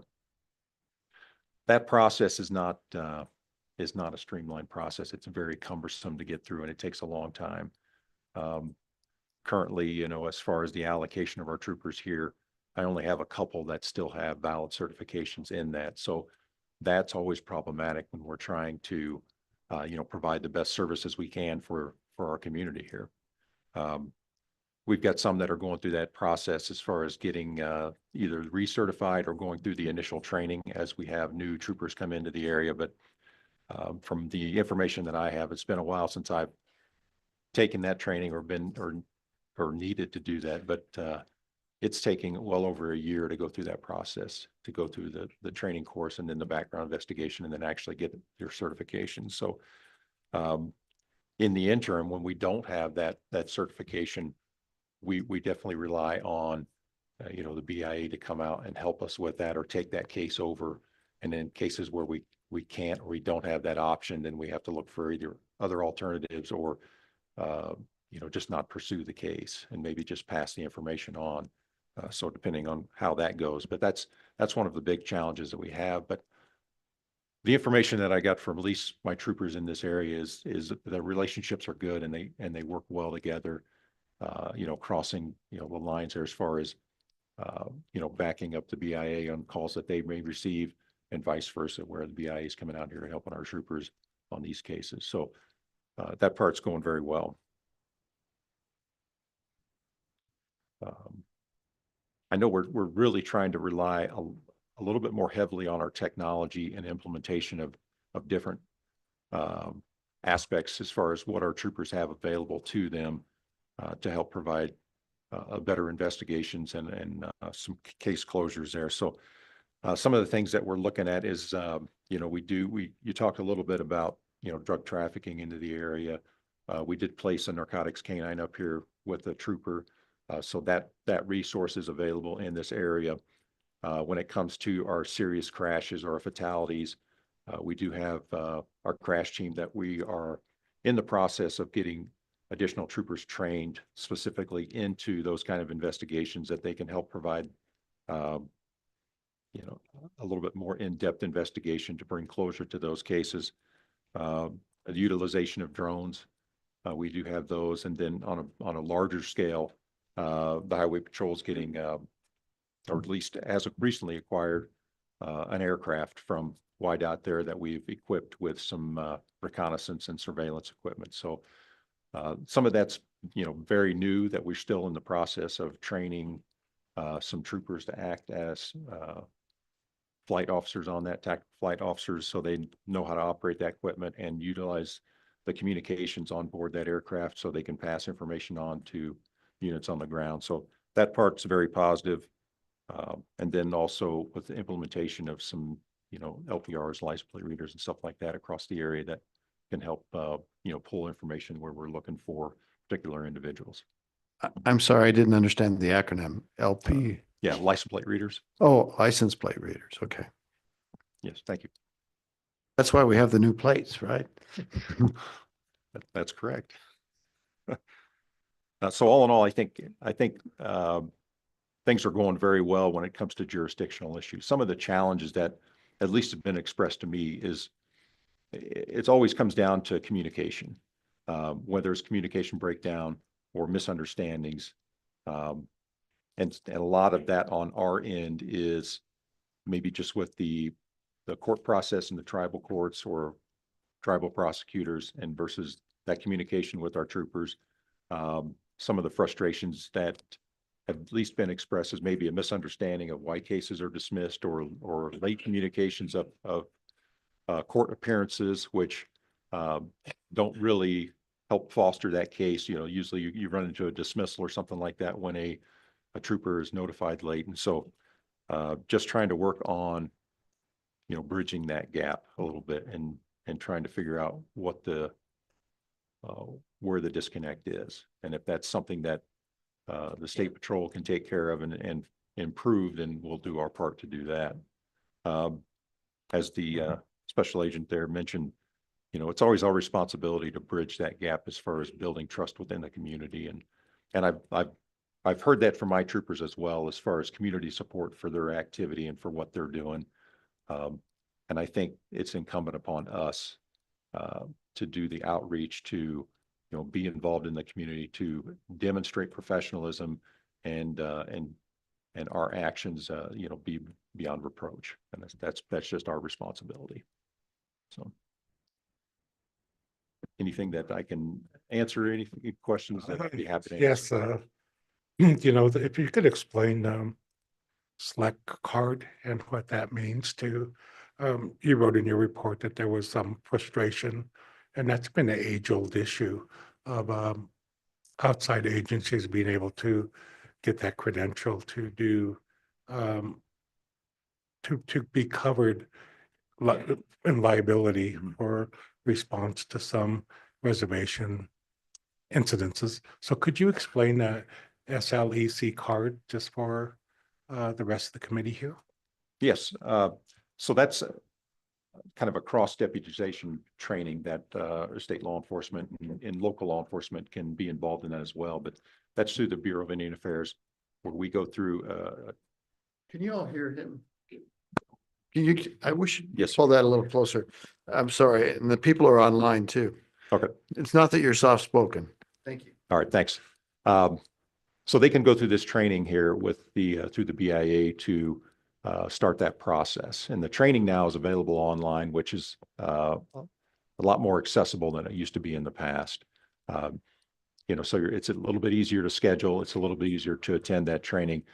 The cumbersome part is the follow-up that is involved with the, you know, filling out the documentation for the background investigation to go through that process. And then once that's done, then just waiting for that certification to arrive that you are now certified as a special law enforcement commission there for the BIA. That process is, you know, you start involving different agencies and going through that. It just takes a considerable amount of time. Your certification is valid for 5 years, but I have a trooper today that is coming up on the end of that 5-year certification, and he started that process of recertifying a year ago, and he's still waiting for that new certification to come in. So that's the cumbersome part. What it allows an individual like state law enforcement to do is to be able to, when they come across a crime, when it's involving an enrolled member, that they can enforce that crime through tribal courts and not necessarily waiting on a BIA officer to arrive or to turn that case over. So they can address the issue right there. We're, you know, utilizing our resources the best we can, and we're not delaying that case. That's the benefit of having that cross certification there. Okay. So, Mr. Chairman, if Chairman, I please. understand correctly, you have 2 officers that have that certification and would be able to appear in tribal court and pursue matters there. I'm just trying to think, your staffing needs are statewide and you move people around. So it's got to be kind of hard to have the people that have some nexus to the reservation be certified. I'm sure in Fremont County, you probably got more than 2 officers. Correct. And so it's kind of complicated. It's almost by luck that it happens, the circumstances line up, because those 2 people can't handle all the shifts that involve the reservation. So, and they're dispatched from elsewhere as needed. So, Yes, sir. That's Co-Chairman Case. Yes, that's correct.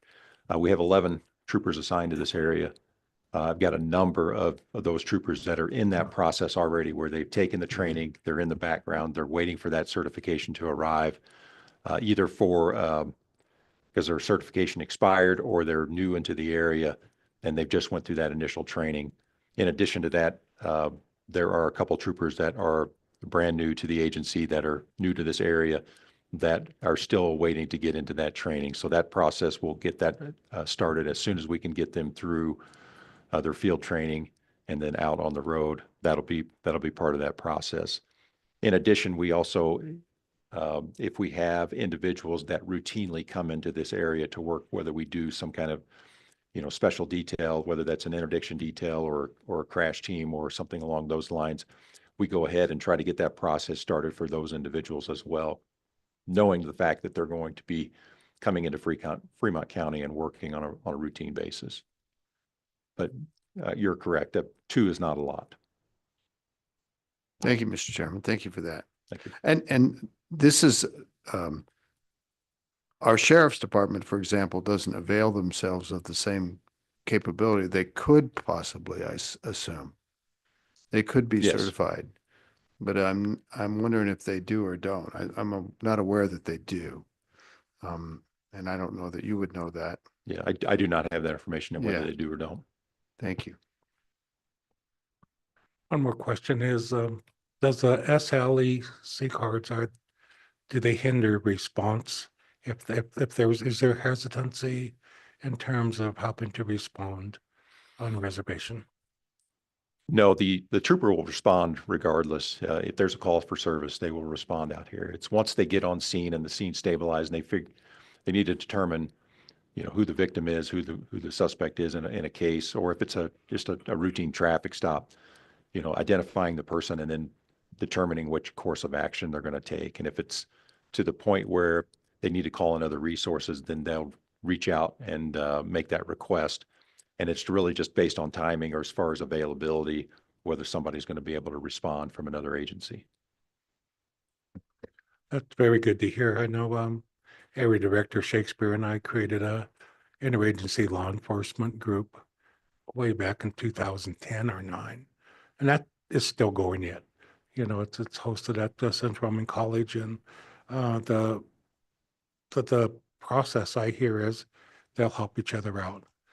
So I was hoping that this wouldn't be a hindrance, although it's been, as Area Director probably would know that this has been an issue for a long time, in terms of SLEC cards. But I'm glad that those efforts are working well. Representative Oppen, trying to get your attention. Oh, Representative Altman. Thank you, Mr. Chairman. Mr. Thomas, do you have any idea how many BIA agents there are here for you to get a hold of? I do not have the number of agents. I don't have that number. I did ask about staffing levels as far as what our troopers are experiencing, and it at least seems like they're staffed very well here on the Wind River Reservation. Some of the challenges that they were experiencing here, and I don't want to speak for that directly for that agency, but I do have a trooper that has a relative that is on the BIA police, and their resources are limited as well. And then they also sometimes, at least from the information that I have, they pull officers from this reservation to work a different reservation depending on what those staffing needs are in that area. And obviously, anytime you pull personnel, that creates challenges from the place that they come from, whether that's their home life or just staffing and being able to respond to emergencies as well. Follow up. Thank you. Do you have any idea, or do you have a percentage of possible incidences that your officers have a situation that can't be completed because they were not able to get a hold of someone? I do not have those numbers available that would dictate one way or another of how many cases they're turning over or what that percentage is to where they're unable to move forward. One more follow-up, please. Okay, because the reason I'm asking is I would like to have that information if you can give it to me. Because one of the things that I've heard over the last couple years is that and I'll talk with the tribal people too, to make sure that I'm asking the right questions and getting the right information. But that sometimes it is a grave concern that with all of the mileage and territory out here and how isolated it is and how many places there's just a driveway and all of those things like that, that the law enforcement here on the reservation depends a lot on BIA officers. And that from what, if I recall correctly, there was supposed to be about 6 more officers than there are allotted because of the reasons that you're saying, sent to another reservation or this or that. I don't know if that is just federal funding or what that is, but it doesn't do the folks here much good if the agents are in South Dakota. And so is there a system that's in place that maybe is broken? Is there a system that maybe has been fixed since I was let know this, or what? From my understanding, it's all federal funding when it comes to staffing of BIA, and I'm not familiar with that process or how those allocations are determined. The only thing I can speak to is how we determine as far as allocations for our troopers, and in that. So I apologize, I don't have that information.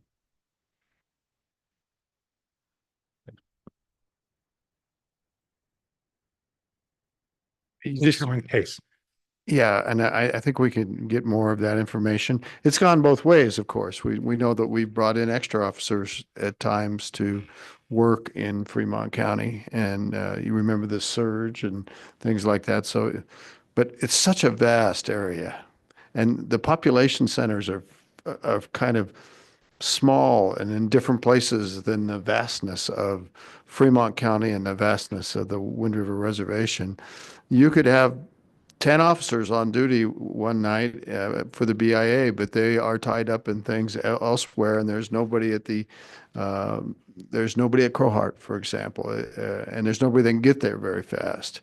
It's not like they sit in places and they're all spread out. They have to respond to investigations, to events that are happening, to temporary shortages when people are sick and got the flu. It's just super, super complicated. And maybe we could, Mr. Shakespeare, he's been all the way through that from the very basics of that. Yeah. And I don't know all the right answers, but it will never be perfect. You will never have enough. I know that. Co-Chairman Case, if I could comment on that. One of the things that the Wyoming Highway Patrol is recently implemented, and I say that within the last 6 months, is what we call state stat. And that's each month we meet and review the month prior as far as what exactly has taken place across the state. And we break it down by districts. And so we look at an area and we look at our trends and what's going on in that area, and then compare that with data of the previous month. So it kind of gives us a trend line.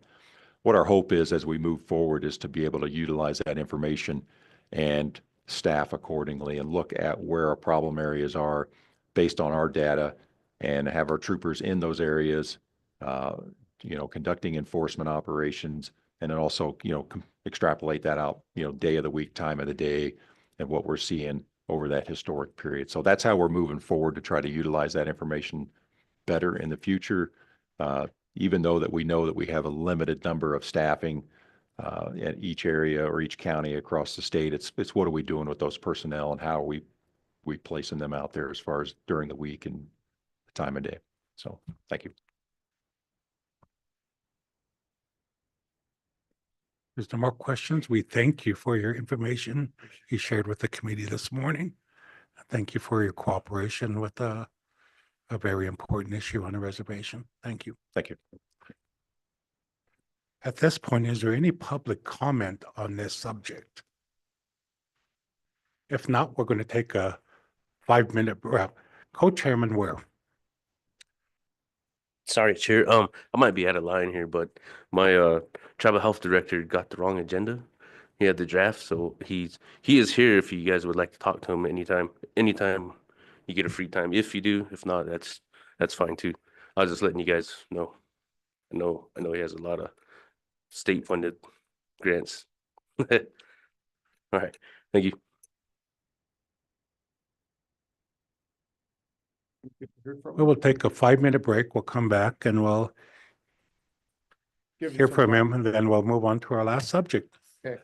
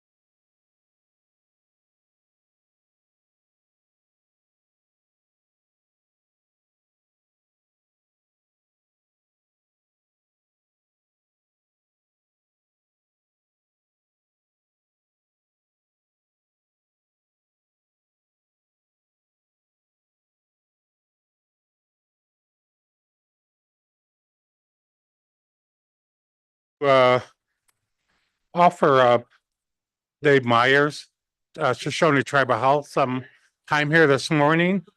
Ladies and Before our gentlemen, let's sub- quiet down, okay? The meeting's back in order.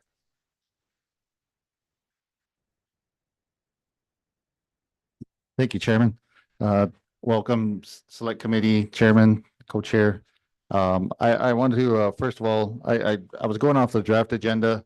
We were supposed to be here, we were supposed to be here yesterday, afternoon, so I apologize, for my negligence and not following up on the updated agendas. I just asked for just a couple minutes of the time, just to introduce myself. I'm Dave Myers. I'm the East Shoshone Tribal Health Director. And I've been the director since 2017. I definitely got a lot of information here, and I don't want to take up again other people's time because of my own negligence, and not staying informed on when we were supposed to speak.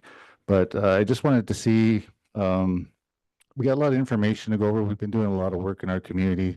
Some of the people that have been speaking here today, we do connect with as resources here locally, but also with the state and Wyoming Department of Health. We have a lot of good relationships, and we have recently just updated some infrastructure for our community health and public health departments. So I guess all I want to do is introduce myself and then let you know if I can get on the next agenda to be able to present more of the information and give you more of a thorough updates on what we're doing and the work that we're doing in our communities.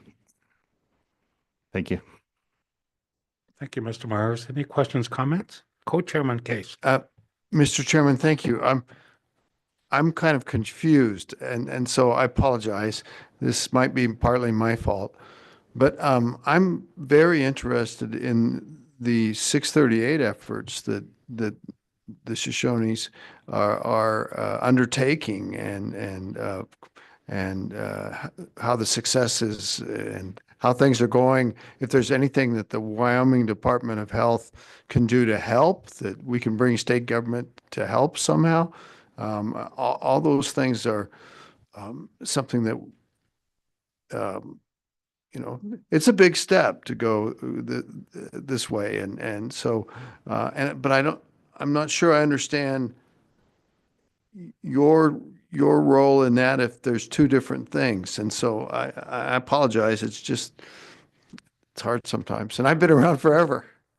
No, I definitely, in my discussion I was going to talk about that and our collaborations and our efforts and what our goals are. As you're well aware, the tribe had compacted our healthcare facilities, including Tribal Health, along with Warm Valley. We still operate separately, but what our goals are to start collaborating and strengthening up what our services are, how we do our outreach, more importantly, as community health, revamping and re-identifying what a CHR is, which is a community health representative, more into the community health worker component.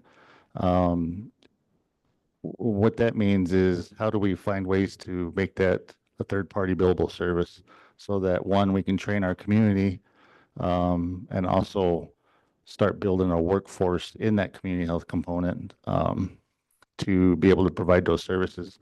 And the other thing is to become part of an integrated team, healthcare team, along with the providers, along with the nursing staff, which has been a component that has been missing since I had been with the program too as well. Some of those missing components that we didn't have opportunity to do before, we have that opportunity now to start working as a Title V entity within the 638 contracts. So it's an exciting time right now because the movement that is going on is happening very fast, but it's in a good way. It creates challenges because we don't have any of that infrastructure to really take off on. We're building it. It's being built as we speak. So that's an exciting part of that, and to be involved in that is very exciting. It comes down to every component, whether it's community health workers, transportation, which is a huge component in the medical transportations, which are often outsourced outside of the community for specialty services. Caregiver, another one is caregiver training. to be able to provide, how do we find resources and bring that in? So people that are caring for our elders or caring for a loved one or dementia, Alzheimer's, I mean, these are all key topics. So that's what we're trying to do now, is to collaborate with the clinic to start shrinking up our services. And the third party is the big component of that, because that's always been a struggle with tribal health, being able to do third party, because we do need that provider oversight, those provider orders, and the nursing orders too as well, to public health nursing, in order to go out and do that work. So that's part of the goal through one grant that we have, is to strengthen that workforce component and community health worker component. Right now, I think the state and the University of Wyoming identifies community health worker and a behavioral component, which is kind of a off the pure specialist component, but is developed that way. I would like to see that become a community health worker clinical component, so then the outreach work is a billable service in the homes. But yeah, I mean, everything that we're talking about, we're really given an opportunity to start building this now, how we feel fits the needs of our community, and then also from the community expressing what they feel the needs are too as well, and being able to adapt and try to find ways to support that and start bringing strengthening up the care really in our community for sure. And I know Rick and Wind River Cares has the same goals. So that we also communicate and work together, because it's not just one clinic focusing on one area. It's healthcare for the Wind River Reservation, not just one side or this side. So that's our goals too, as well, is to strengthen what we all want to see in our community is proper healthcare as best as we can. I mean, healthcare across the country is a challenge, right? So I think we're breaking new ground and looking at an opportunity to build something that hopefully our community begins to see some supports and some resources for sure. Our programming is about education, prevention, and bringing resources into the community. That's one component, Trouble. The other component too is also health disparities. We just recently built some infrastructure to be more activity based, to get people more engaged in activities, health, fitness, outside of activities, and do it in a safe way. I know some of the things have been talked with. One of the issues we have is dog bites in our area, and that kind of fits in with the law and order code and update some of that stuff. So what we did is we built an outside track facility, a walking facility that's fenced off, just trying to offer a safer place for community members to get out and walk without having to worry about those types of things happening.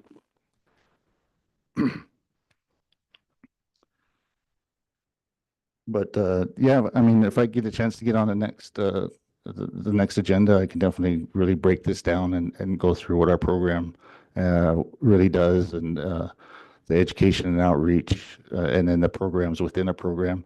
Everything we do is federally funded, state funded, sub awards. Wyoming Department of Health has been a huge component in where we're at right now. I have a good relationship with Wyoming Department of Health, and they've provided us a lot of avenues of grants and sub-award services too as well. So, Mr. Chairman, that's good to hear that there's good cooperation, and I'm kind of like to learn more at the next meeting about the nuts and bolts of Sure. The 638 process and how that's going, and the interconnections with all your programs. I think it'd be great. Thank you. Thank you for giving me some time in a few moments. And I apologize for missing yesterday's meeting.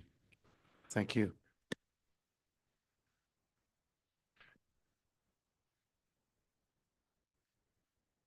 Chairman Large.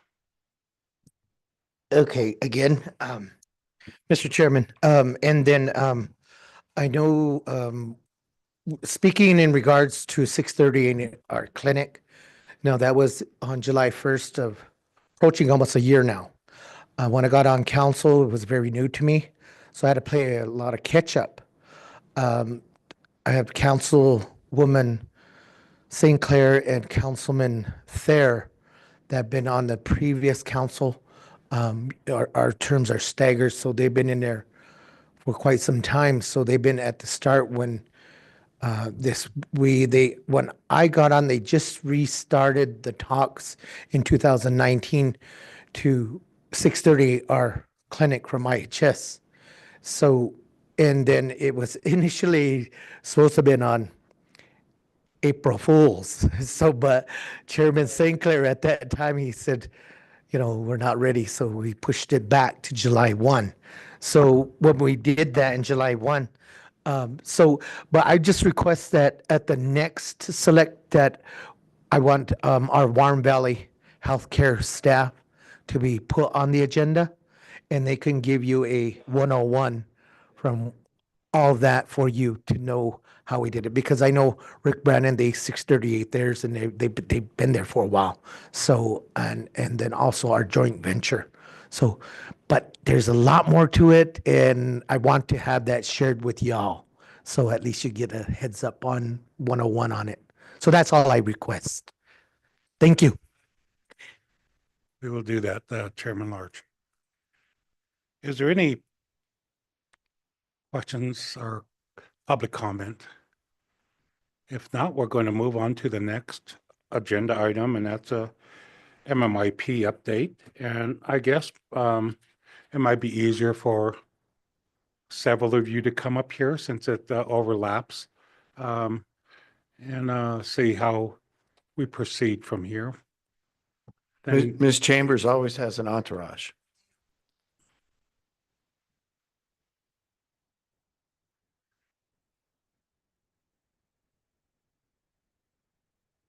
Good morning.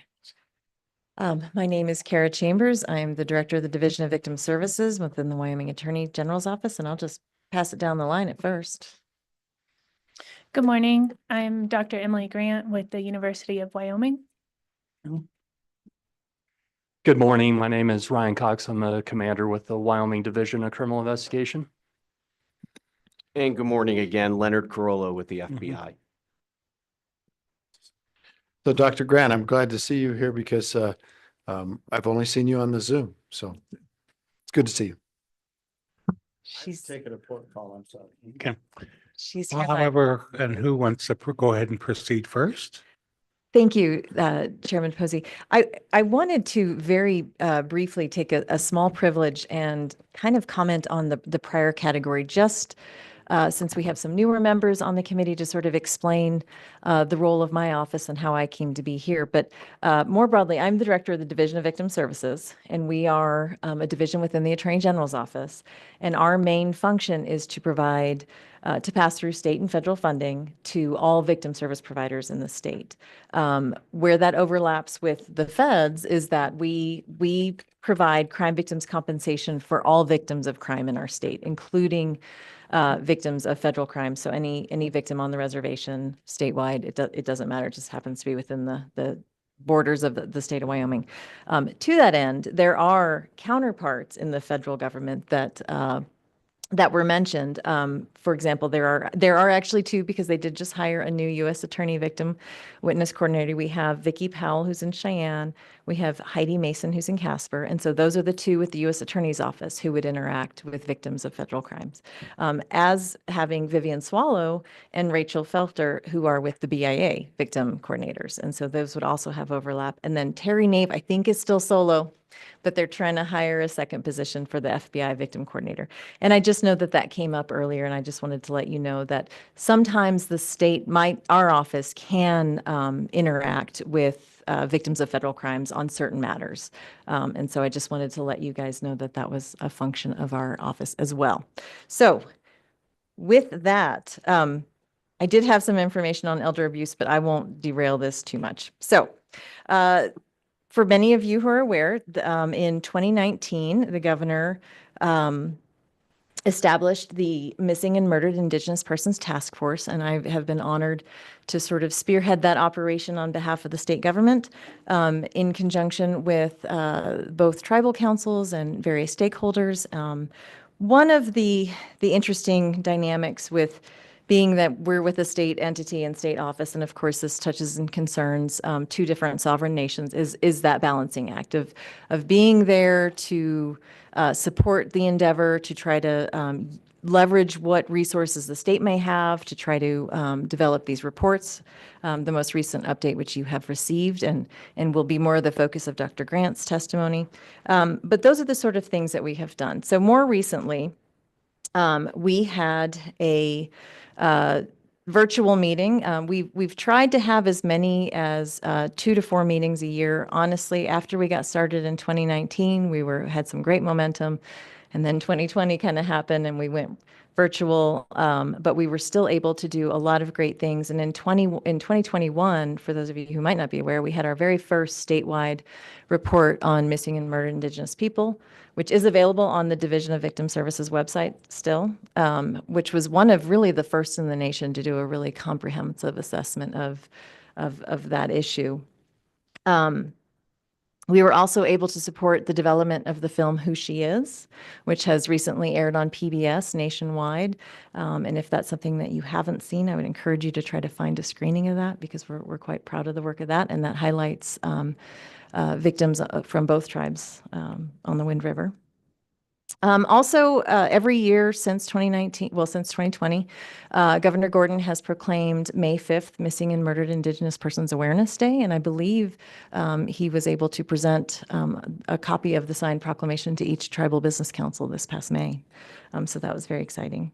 As we are getting into our 5th year, I do believe that the role of the task force is in transition. I think, as you heard some testimony earlier from the governor's liaisons, there are actually 2 different entities here on the Wind River that are working with this population. There is MMIP Wind River, and then there is a newer developed Missing and Murdered Indigenous Relatives, MMIR 307. And both of those entities are very active in awareness campaigns, and those are both entities that we have offered assistance and support to, from my office on behalf of the task force. Another big development as we transition and being more of a supportive and responsive role, if we have requests from the tribes or from entities who want to work on this topic, we will respond. So, for example, we are currently in the process of setting up individual consultations with each business council. We have one scheduled with the Northern Arapaho Business Council on June 2nd, and we're working on having an in-person meeting with the Eastern Shoshone Business Council. With that, I believe and I say we because Dr. Grant is absolutely my partner in all of this, work to see if there are initiatives that we can assist with and put state resources behind. But with that, the task force has mostly been a policy advising role. And this past session was supporting of Senate File 114, which was the Missing Persons Protocol Bill, which hopefully all of you saw. And that was successfully passed into law. And that was just another one of those initiatives that's kind of came out of this movement to see what we could do to sort of bridge those gaps between jurisdictions, whether it's county, making sure that there was fewer reasons for a law enforcement to decline a report of a missing person, if that makes sense. The law was sort of written in reverse, like you can only deny it if this. So really trying to increase reporting, because one of the things that Dr. Grant has seen and maybe expound upon is just that very first step. If law enforcement isn't made aware that there's a missing person, we can't go to that next step. We can't issue an alert. We don't know what is out there, and we certainly can't assist in recovery. So with that, beyond going into specifics about the state law, I'm here to ask questions, but I could also maybe just turn it over to Dr. Grant and her report update. Go ahead, ma'am. So thank you, Chair, for having me here today. I can't remember if I'm supposed to introduce myself again. So I am Emily Grant. I have been providing research and data support to the task force since it began in 2019. As was the state across the nation really at the time, is that nobody really had the numbers. It was something that was becoming to people's attention. Task force were being created, but the big question was, well, how big is the problem? And it's a way that data hadn't really been looked at a lot before. So I took on the task of pulling that information together for Wyoming. When we did our first report, we looked at 20 years of homicide data and 10 years of missing persons records to do our first report. Since then, the task force has been committed to staying on top of these numbers and looking at them on an annual basis and updating them. So now we have these annual updates. The 2025 update is the one that's in front of you now. As you can see in figure 1 on the second page, the homicide rates in Wyoming for Indigenous people are about 8 times higher than it is for white people in the state. Since we've been tracking these 5-year averages, we did see a decline in 21 and 22 that has kind of elevated again with the numbers that we saw in 2024. I do want to point out that because Wyoming has a small population and the Indigenous population is small, just a couple of homicide cases make a big difference in that for each year. And as we continue tracking these numbers over a greater period of time, this trend line will get longer and we'll be able to see what are the fluctuations. And so like right now we just have, about 5 years. And once we have 10 years or something like that, we'll be able to see it. But our hope is that we see those numbers go down and we don't have this elevated rate any longer.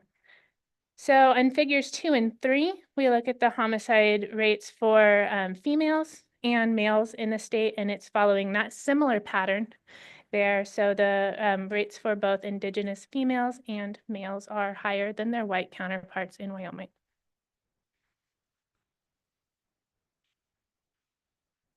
So if we go to figures 4 and 5 on page 5, that's the area that talks about our missing persons records. So annually, we get missing persons records from the Division of Criminal Investigation to assess how many people are being reported into NCIC. So a limitation of this data is simply that people have to be reported missing to law enforcement and then reported into NCIC for it to show up in these numbers. And we know that not all cases do get reported for various reasons. So we're always sure to say, like, this is the data that is available from NCIC, but we do know that this is likely an undercount. So in 2024, there were 151 records entered into NCIC for Indigenous people that represented 105 individual people. So something had been mentioned before that, like, well, we need to look at how many times people go missing, because sometimes there are people that chronically go missing, and that could be artificially elevating those numbers. So we are sure to put in our reports the total number of reports and how many unique individuals that represents. So from figure 4 there, you can see that the vast majority, 3/4 of the people, were only entered one time, and about 10% or 11% specifically were entered 2 times, 12% were entered 3 times. So the majority of people are only being reported 1 time in these records. And Mr. Chairman, is it okay to ask questions as you go along? Do you prefer that, or? That is fine. Okay. Mr. Chairman, so this could be over a broad time frame, like 3 times missing in 10 years, or what kind of time frame are we kind of talking? Thank you for that question, Chairman. This is just for 2024. Oh, hold on. 3 times in that 1 year? 3 separate times? This is correct. Okay. All right.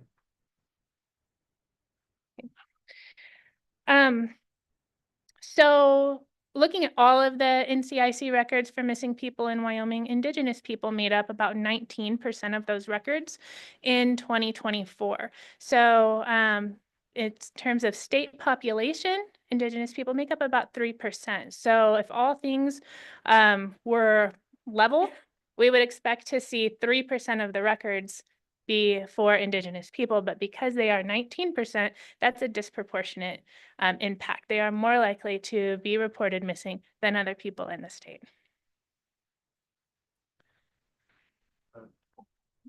Sorry, Mr. Chairman.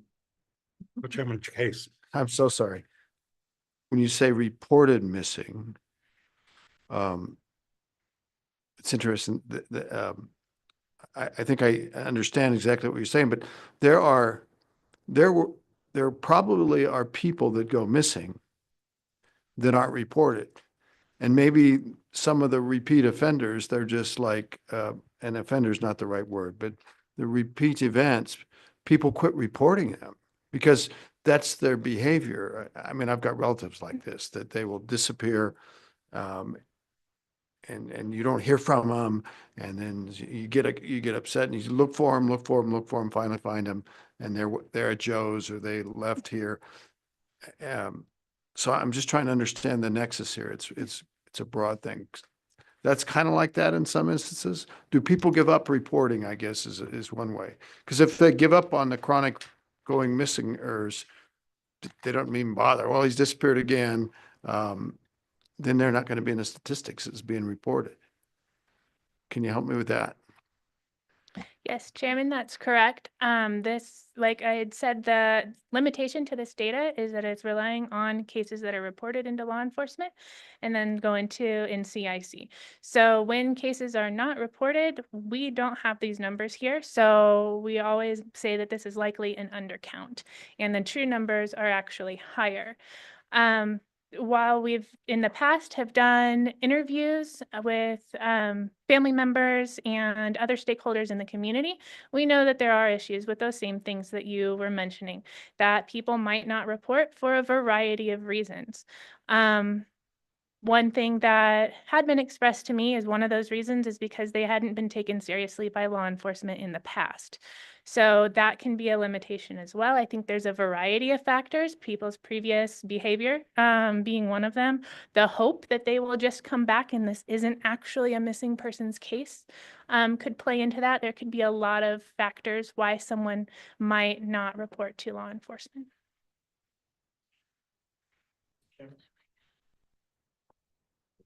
Senator Salazar. Thank you. I'm not sure who to address this question to, but maybe you can help me in my learning curve.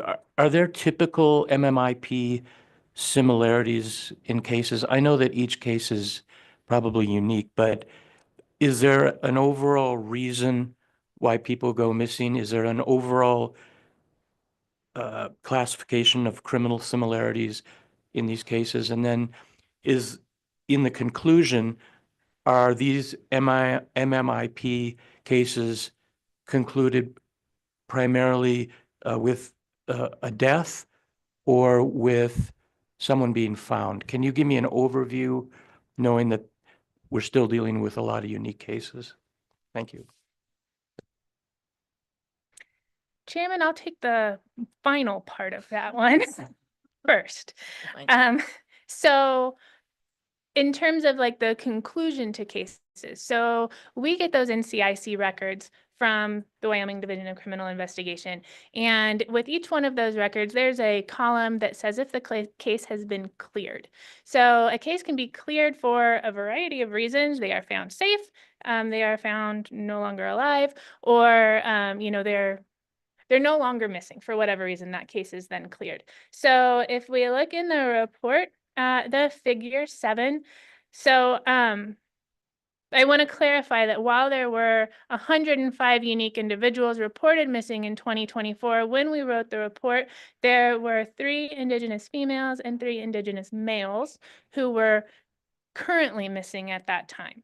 The vast majority of cases were cleared within that year's time. I don't know the circumstances from which they were found, because my data that I get just says cleared.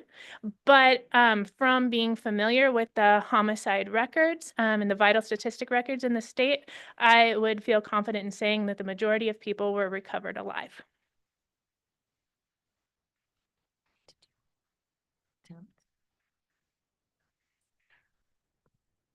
Chairman, I do think that what we've seen anecdotally to Senator Salazar's question is there is some overarching issues of domestic violence that we see that tend to be a through line.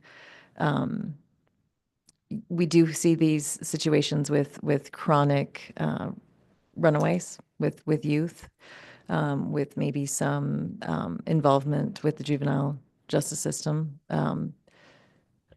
Homelessness or couch surfing tends to be a common through line with some of the juveniles who are repeat missing people. So that's a little bit anecdotal to try to answer your question, but that does seem, intimate partner violence does seem to be an overlapping trend that we see. Yeah.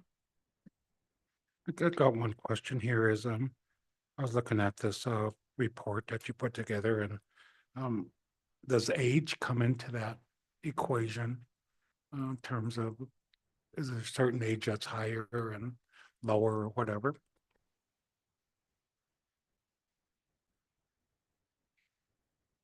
Yes, Chairman.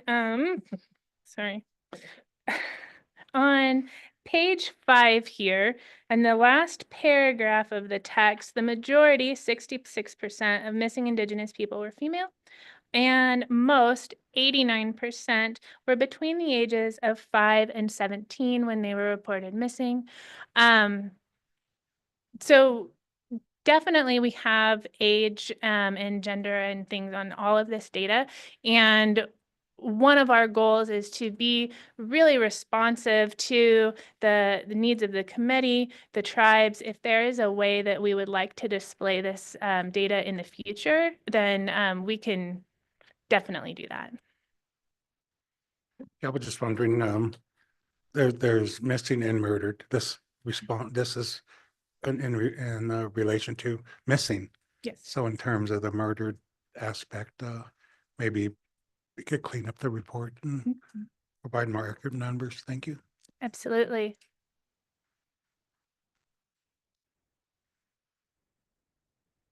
So, Chairman, I think the last thing I want to talk about is on page 6, figure 6. This is looking at how long people were missing, comparing Indigenous length of time missing to the length of time white people were missing in the state of Wyoming in 2024. And the reason that we look at this is that the longer that people are missing, we know the more vulnerable they are to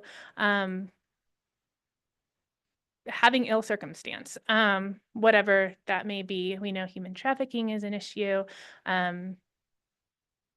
things like that. So most of the people who are reported missing get found within the first week. So that is good news. But when we look at it all as a whole, Indigenous people are missing about 2 times longer than white people are in the state. So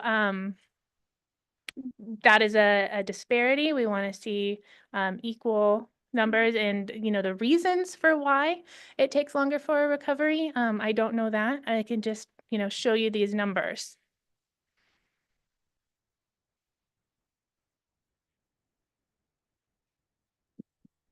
Thank you. Guess we'll move on to the gentleman if they have to add any more to the discussion here. Chairman, we also wanted, so I have Commander Ryan Cox with the Division of Criminal Investigation here. And I'm losing track of time. I believe it might have been just last year, correct? 2024. There was, through this committee, the forensic genetic genealogy pilot. And so Commander Cox is here to give you a brief update on the status of that project. Mr. Chairman, yes, I was brought here to talk about forensic genetic genealogy, FGG, so I don't have to spit that out anymore. I'll just abbreviate. But obviously, I'm open to any questions that you might have. But a quick update, I think I can be brief on the FGG, which is we were awarded that $150,000 in 2024 from the legislation. We were tasked with promulgating rules and creating an application program for Wyoming law enforcement to submit cases, cold cases, any cases of violence resulting in death and unidentified human remains that met by ill means. And we've promulgated those rules. We've created an application process, and we are consulting on many cases right now with Wyoming law enforcement. I should say we're consulting on a handful of cases right now with Wyoming law enforcement that could potentially use FGG. So, Mr. Chairman, Chairman Case? could you give a little bit of background about the genetic capabilities and the potential, just kind of we're all a new committee pretty much, and I know you did it before, but just a few minutes about the potential for genetic information to be able, under the right circumstances, to help with solutions to some of these cases. Mr. Co-Chairman, Mr. Chairman, I will do my best. We did not bring anybody from the lab. Okay. So Maybe we don't need the lab. Yeah.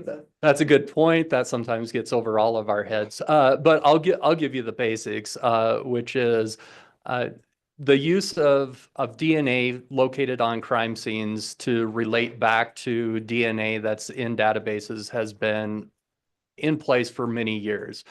What's been a little bit more of a circumstance is where the public contributes DNA into publicly available databases to trace their family history and make connections. Not that we consult all those databases. There's really just a select database where people opt to contribute their DNA into a database that law enforcement can access. And so this is completely voluntary upon the public. And when we work these cases, this is not really isolated to Wyoming, because people are contributing their DNA into this database all across the world. So leads can come from far away when we submit a unknown DNA into that database for comparison. And from there, okay, so we have a connection, and that might be just a very small connection in the whole realm of DNA analysis. So it's not that we found a brother, it's more likely that we found a eighth cousin, a fifth cousin, something to that sorts. But from that, the actual genealogy portion of this is where they look at that person, they say, okay, who is that person's relatives? And from those person's relatives, maybe we're moving in the right direction to our unknown DNA. And we as law enforcement often get tasked with, okay, we know that this person is a relative.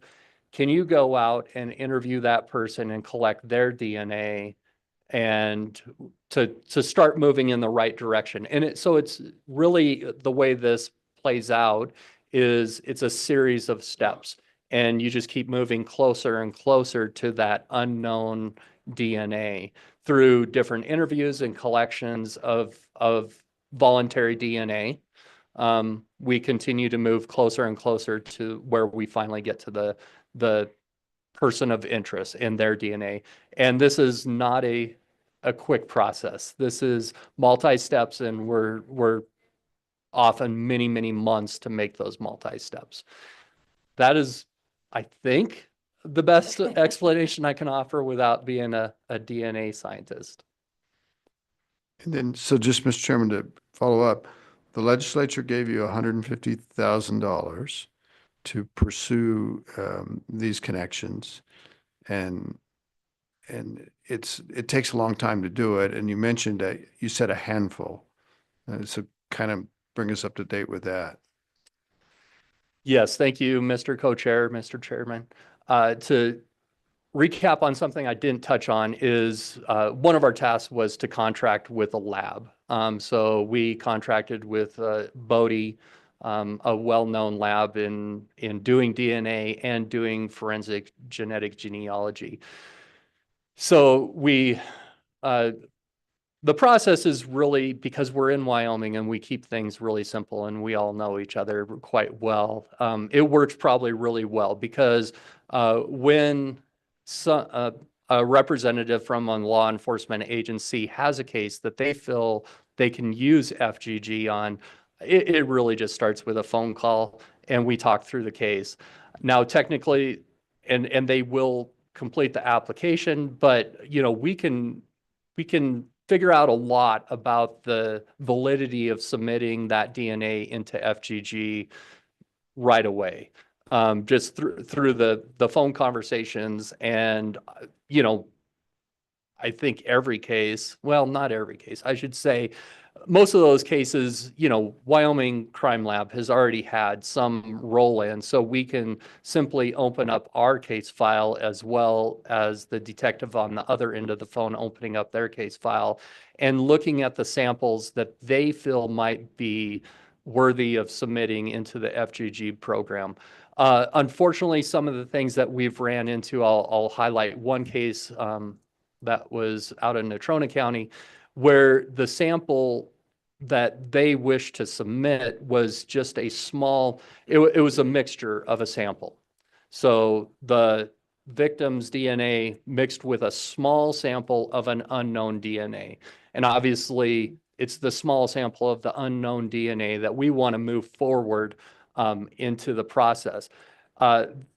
Due to the limitations of science at this time, moving that small sample forward is just not a possibility. So that's one of those situations I talk about where we receive a phone call and we discuss it and we say, and we look at the case in total and we try to come up with other avenues and unfortunately give them the scientific side of it, that is just not scientifically possible at this time.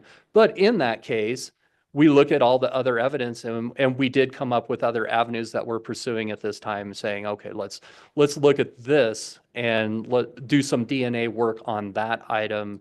And hopefully then we'll come up with a substantial amount of DNA, substantial enough to move forward through FGG. Some of the other cases, one particular case that DCI holds is an unknown sample that we're going to do some elimination before we move it into the somewhat spendy process. Sometimes up around $10,000 to move just one sample forward through the FGG. But we can do some elimination. So we want to do some elimination in one case that DCI holds, where we're going to go out to people that would likely have been in that scene and collect DNA samples and eliminate that. Now, if we can do those collections and elimination and we still have an unknown DNA sample, then we feel like it's worthy to move that forward in the more spendy process of FGG. Mr. Co-Chairman, did that give you enough details? Mr. Chairman, thank you. Yeah, it's kind of exciting, and you haven't had the great breakthrough, though. You haven't caught the one guy or. Mr. Co-Chairman, I'd love to sit here and say that, yeah, we've got that big success. I know it's going to come. I track DNA cases all across the country. It is going to happen. It's just we haven't got there yet. And, you know, yes, that was 2024, but it took us a little while to promulgate the rules, to get the application, to get the word out. So I still feel like we're really just in the beginning phase of this. And Mr. Chairman, is part of the effort also to identify Jane and John Doe's from the past? Yeah, the unidentified human remains. I'm sorry, Mr. Co-Chairman, if that's what you're asking, then yes, that is one of our goals in this process. And I'll give you an update on one scenario there, which we don't feel quite fits into the the purpose of what the legislative money was. And we've gave them some other avenues. So I'll kind of give the end before I give the scenario, which is we gave them some other avenues. And this was a situation where, as you're aware, cadavers get donated to scientific research. Well, eventually one of those cadavers ended up in the state of Wyoming without an identity, but we know that it came from a university, and I forget, it was out of state. But we know that that's where the cadaver came from at one point in time before it ended up in Wyoming, but we don't have that law enforcement agency that now has that. Human Skull can't put an identity behind it. So it wasn't a person that met their demise through criminal means. So we've chose to give them some other avenues, and we'll see if that resolves it. Thank you, sir. Do you have anything to add, sir? Sure. Go So ahead, I will sir. add from the missing or murdered Indigenous persons standpoint as well. The United States Department of Justice has a missing or murdered Indigenous persons program, MMIP, and the FBI is keenly aware of the challenges and issues. No one can dispute the numbers that Dr. Grant provided and the discrepancy between Native populations and everyone else. What the FBI decided to do a couple of years ago was take an approach, an investigative review. So it's different. It's not necessarily the data or research focus. We wanted to look at how many of these numbers actually could we become involved with from an investigative or criminal standpoint. Senator Salazar, I believe your question earlier about the number of missing people, and I can speak to it from an investigative standpoint. Typically, law enforcement, if it's a missing child, it's a lot easier for us to become involved in an investigation of a missing child. There is typically an assumption of potential abduction of that child. And even children who are chronic runaways are highly vulnerable to being exploited. So with children, we have a lot more flexibility. With adults, law enforcement typically does not open an investigation unless there is some evidence or indication of foul play or an abduction. So I think that goes back to your question of numbers. I will say by and large, we are not seeing Native tribal members being abducted off of reservations. That is a rare instance, but by and large, we are not seeing that. What we are seeing from an adult population is many people voluntarily leave, or they voluntarily and involuntarily come back and do not tell family members. It can be, as Ms. Chambers pointed out earlier, a result of a domestic violence situation. Those are the type of things that we can become involved with once we find out. Quite often, we don't find out the reason behind the missing person. Yes, they are reported as missing, but maybe not to law enforcement the actual reason why they're missing. So as a result of all that, the FBI took an investigative review. And we realized that we did have data that we could rely on, but we needed more than that. So we worked with the governor's task force. We worked with the university. We worked with DCI and our law enforcement partners throughout the state to do a data call to see how many cases or instances did we have unsolved homicides or unsolved missing persons. We also realized we wanted to open this up to the public. So February of last year, I actually conducted a press conference in this room and announced that we were doing this, and I asked for the public's help. Prior to that, we met with each tribal business council and obtained their buy-in for this. We set up a dedicated phone line.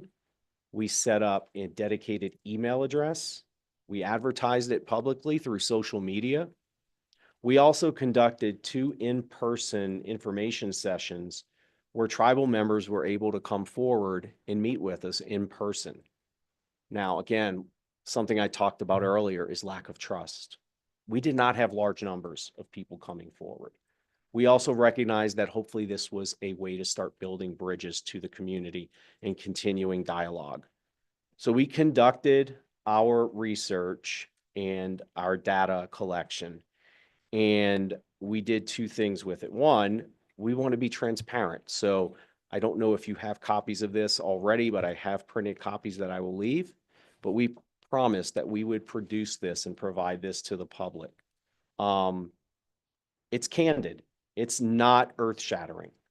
We received 8 tips from beginning of February of 24 through the end of October of 24. We received 8 tips.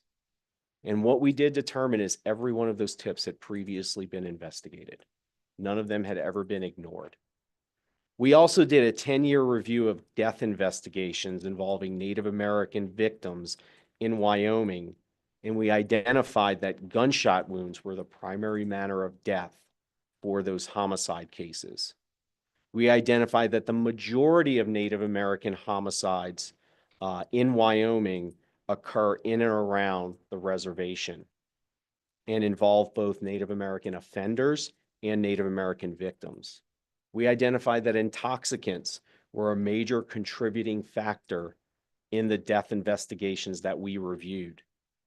We did review the age of victims and offenders, but it varied. There was no clear, age for either. So we did conduct that. This report does give 2 specific examples of cases, one from 2019 and one from 2017, where we successfully prosecuted the individuals who committed those murders. And one thing that did come up, and this is important from the forensic genetic genealogy standpoint, in 2015, we were advised that evidence had been retained by a coroner's office from a 1969 cold case homicide on the reservation involving an infant. And because of the advances in technology, we are hoping that we can utilize this type of process. We work closely with DCI with this and hopefully identify who that child is. Mr. Chairman, very helpful. That's exactly what I was looking for. Thank you.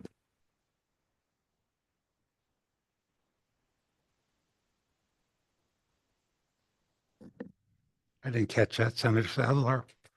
I said that information was very helpful. That's exactly what I was looking for, Mr. Chairman. Yes, it was very helpful. And I think we appreciate the work that you're doing in this area.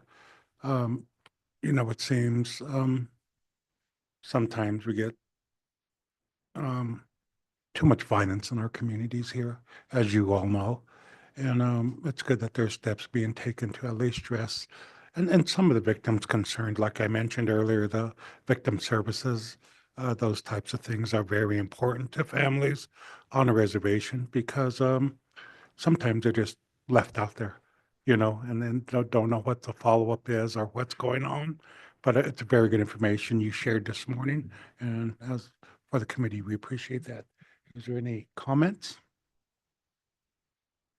Thank you so much.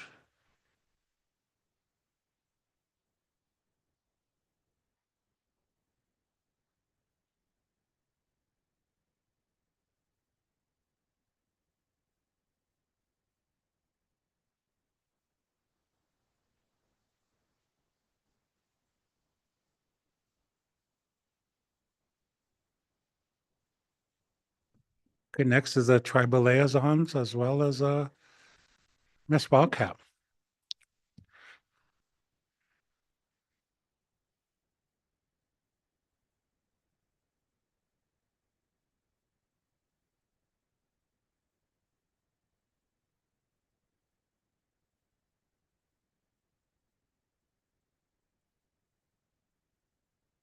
That's what I was saying. But they're going to update it, I guess. Well, good morning again. Please introduce yourself for the records and we'll move forward. Nakusage. I'm Anita Roman, Tribal Liaison for the Northern Arapaho Tribe out of Governor Mark Gordon's office. Zant Bechu.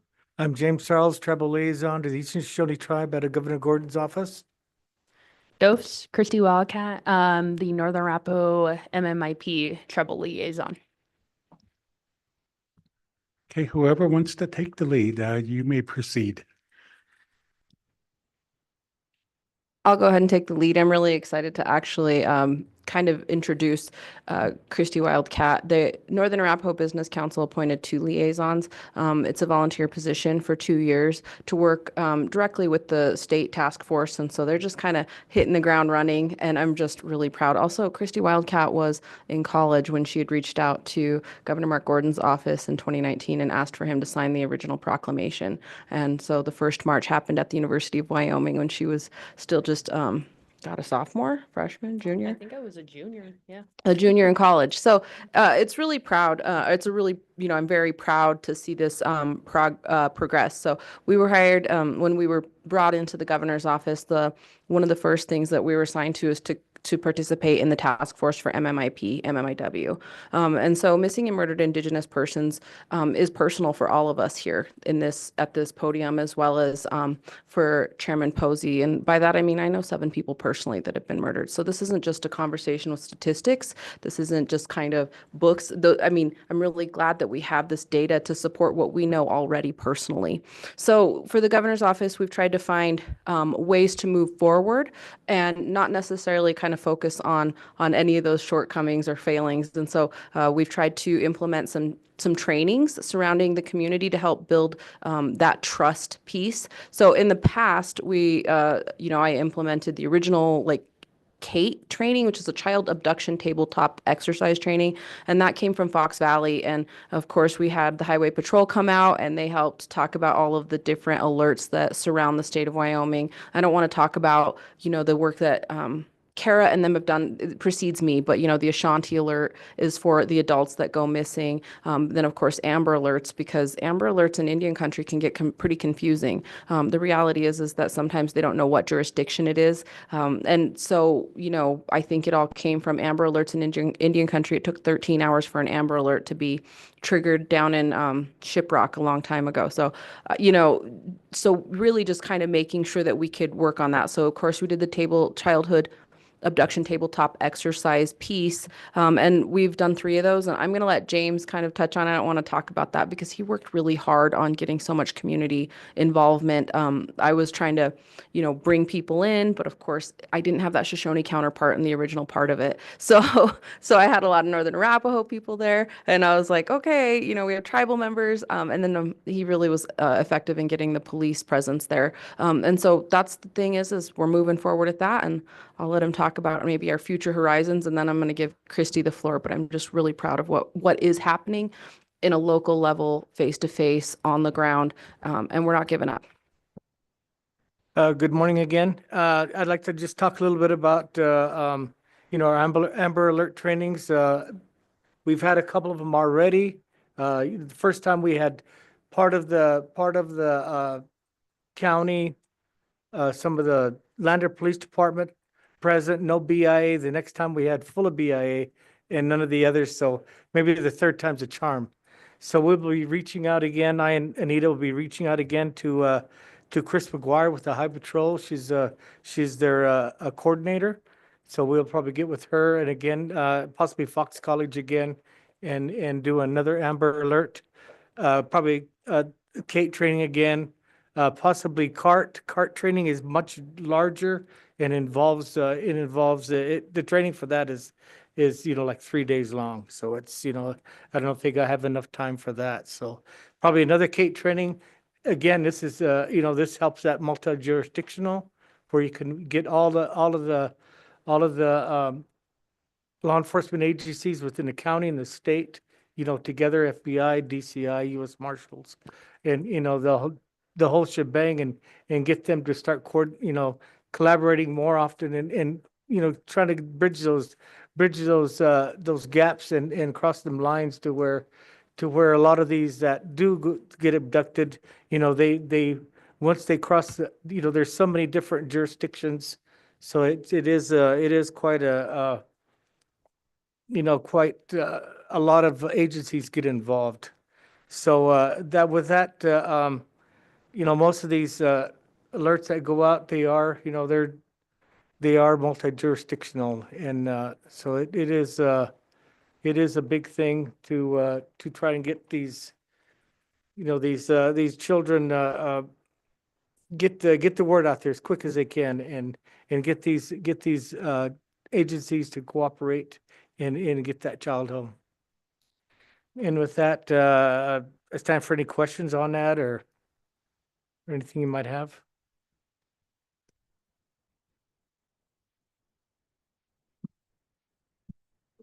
Good morning, Chairman and members of the committee. Again, my name is Christy Wildcat, and I am one of, I should say, the MMIP liaisons for the Northern Arapaho Tribe. But I come to you today not as only as the liaison and representative of my tribe, but also as a community member, and to advocate for those we have lost. The crisis of missing and murdered Indigenous persons, is not a historical issue. It is something that is happening right now in our families and on our lands. Indigenous people in Wyoming are disproportionately impacted by violence, and way too often in their cases are underreported. And that's something we all know. Same with underinvestigated and also remain unresolved.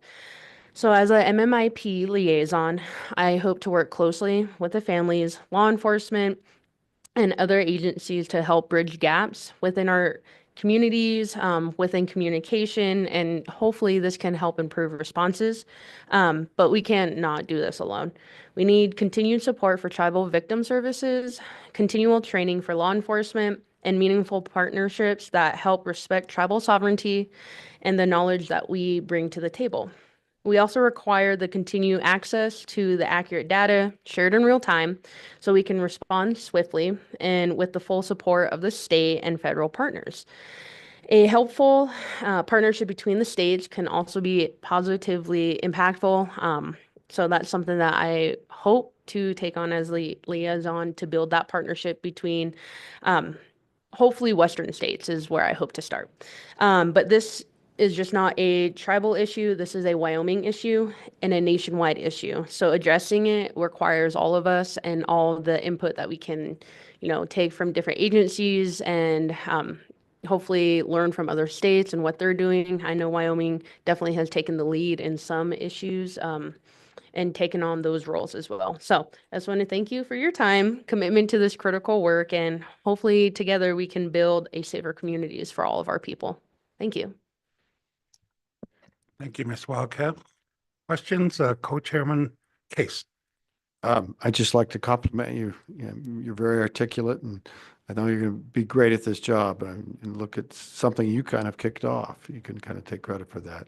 I would think it's a very hard job, especially liaisoning with families that have had these terrible events happen. So I wish you well. Thanks for coming and talking to us. You're impressive. We appreciate your efforts, all of you, in regards to this issue. Missing and murdered persons is a big issue on our reservation. But, yesterday we heard from on juvenile justice, and there was an uptick in violent crimes in our younger people. So I think those certainly overlap, prevention. I know there's the gentleman earlier said that intoxicants play a big role in that, in domestic violence and murders and violent crimes.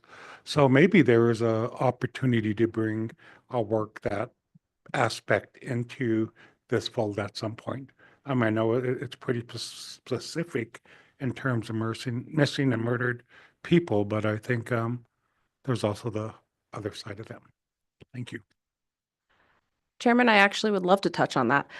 So, in our past trainings, DCI has attended, and I want to speak on behalf of law enforcement, but we did have a conversation with a lot of high-risk correlations, right? So trauma that kind of leads to addiction, and then you're kind of in a CD element, and then maybe you're abducted, or no, not maybe, you are abducted, you're murdered. So there's a lot of these correlations, and so I would love to do actually like a larger training surrounding you know, what does that look like for the community, for the law enforcement to be aware of maybe the beginning processes or starters. So those are certainly things I've looked into about, ooh, maybe we can do this kind of training and bring it right here to the reservation, bring it right here to all of the surrounding jurisdictions, because he touched on, you know, the lot of jurisdictions. You don't think about it. I didn't think about it when I first started having this discussion, but when somebody goes missing on the reservation, you have to call Game and Fish too, because you don't know where they left or exited the reservation. And there's a lot of different directions, especially in the Wind River Mountains. So it was just an interesting conversation that it just never dawned on me. So. Co-Chairman Case. Thank you. It occurs to me that, you know, a lot of these people are young people, a lot of female, a lot of youth, at difficult points in their time, but in the difficult times in their life. I'm wondering how people have talked about how we could reach youth. I mean, if you were, if you understood the risky behavior and the things that led to your friend becoming a missing or murdered person, how horrific that is. But if you had a kind of a support group of other youth to be more aware, to understand kind of the warning signs maybe, and to maybe even be aware of their own behavior, it seems like that you might be able to help reduce their risk profile and maybe save some lives in the future. And I don't know how you connect with youth. I have no idea how to connect with youth. It's been a long time, but it does seem that that's a piece of this. And is anybody working on that piece of this? Oh, okay. Well, so that's kind of, I've heard of different programs, you know, surrounding that youth discussion. The governor's office hasn't touched on that directly, but I have heard about, you know, those efforts, because certainly I don't think that we're, you know, always thinking about it. But when we watch these shows about romance and love, and truly it's actually in reality a stalking situation. Sure. You know, and I think really trying to begin with that dating violence, or the beginning warning signs, that how do we start that conversation? I think it brings a lot of questions about what is possible. So, I mean, I absolutely love that you asked that question, because we can certainly explore that too. I think that with Christy being able to speak on behalf of the Northern Arapaho tribe, and then us in the governor's office, I think we get to explore a little bit more trainings, and then of course stress Kara out with more work. That's the goal. Just kidding. Well, and Mr. Chairman, it strikes me that, I mean, you're a young person, okay? And you could relate very well to young people that, you know, it might save some lives if we could help young people to help each other in this journey that we all make. Thanks. Is there anything else? Thank you for your comments and your guidance this morning to this committee. And I will continue to support your efforts. No. Now, is there any public comment on this? We got, Yeah. Come on.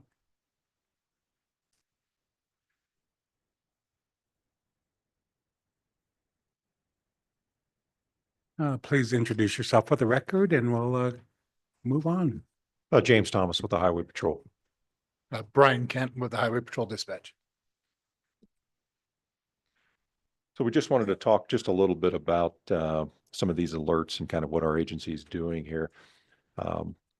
It's new for, well, it's not new for us, but when this bill came out, our agency started taking those reports and being able to broadcast that information, which is not something we traditionally did in the past. And, you know, really our focus is getting that information out, and then our troopers out there and our other law enforcement partners out there to begin that search for that individual, or at least having that information to utilize while they're out on patrol, which is key to helping finding those missing persons. Brian here is from our communication center, and he's joining us today to provide us with some information on that. Thank you, sir. So again, I'm Brian Kent. Thank you for having us here today. Yes, I'm on the other side of the radio. So before any incident that was reported would typically just go back to the respective sheriff's department to be investigated, and then the person would be entered. Now with the new bill, any agency, any law enforcement agency across the state, that could be Forest Service, Game and Fish, BLM, the Bureau of Land Management, state parks, you're out camping with your family at Boysen, and you're reporting, a little one missing. That park ranger is going to then do that investigation, comes back to us, we enter them. There's no having to go to another agency. You don't have to call the sheriff's department to come out there to do the investigation. It's all about time. She spoke that there was a 13-hour wait to have an activation. Time is of the essence. And that's what this is really getting down to is, anybody that does the investigation, that agency is the one that will be going back and doing the entering. And then once they get it entered, they'll contact us if it isn't one of the other agencies that we dispatch for, and we'll get the Amber Alert, the Ashanti Alert, the Missing Endangered Alert, whatever it is, we will get that out. Our timeframes for getting those out from the time we get notified until we hit the go button to send out that alert. I don't know the exact time, but it's less than 30 minutes. So it's very quickly. There's a lot that goes into it, but that is just one of the things that this is really, it's really helpful. And since February of 23, we've done 6 activations for the state.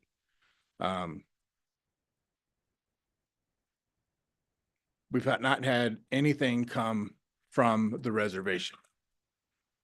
We see the runaways and stuff like that come through, but we've not had any formal request from the reservation to do an Amber Alert, an Ashanti Alert, or a missing or endangered person.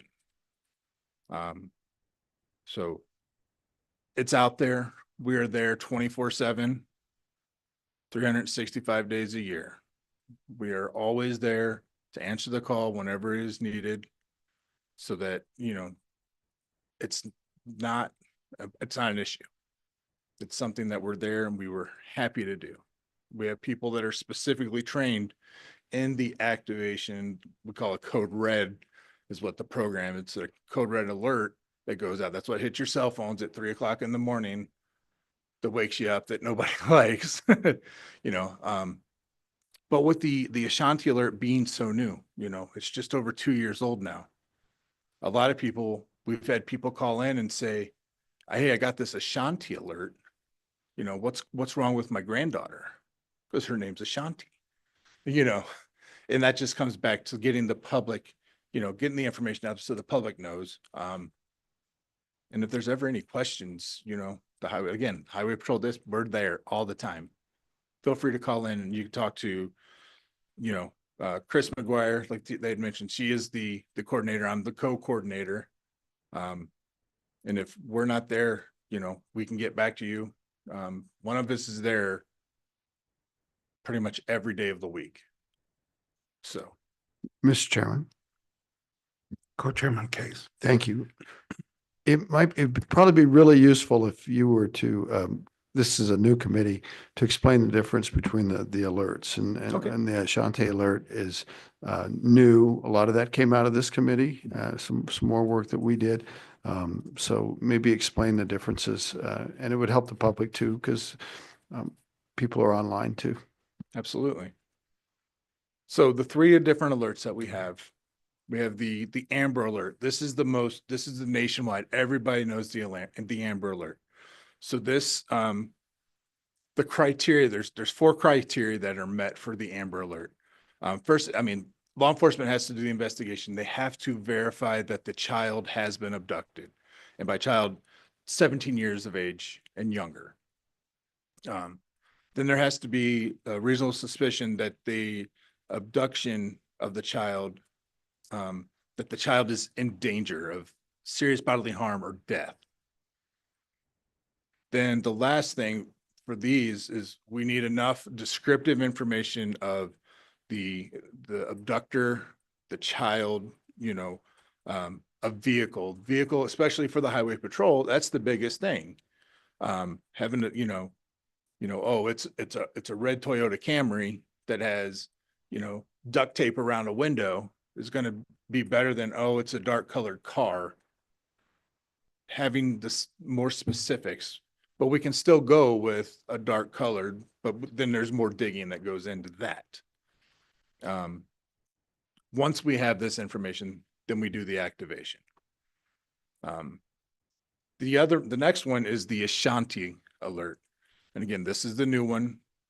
This is for individuals who are over the age of 17 that falls outside of the Amber Alert or the scope of the of those alerts. I'm sorry.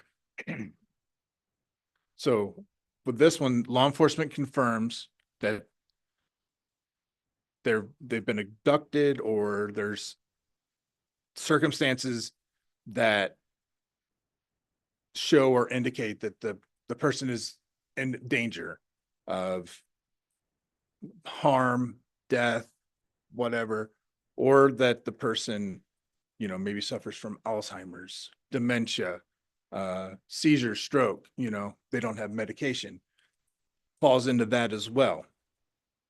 So then once that information is gathered, we'll need to get, again, the same stuff about the person. If there was an abduction, that the vehicle.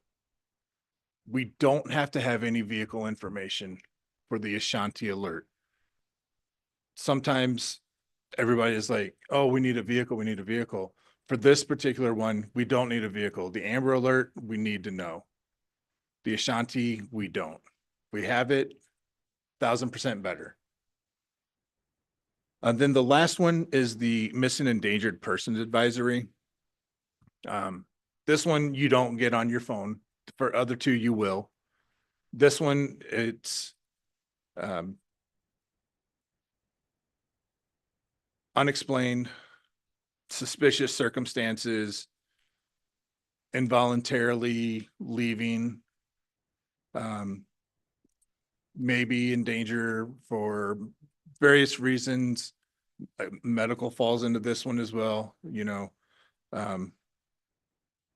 and then once we have enough information that we believe that'll help the public locate the person, then we'll issue this out. This one, again, this one is not going out on your cell phones, and this is more going to the statewide law enforcement agencies through NLETS and CIC.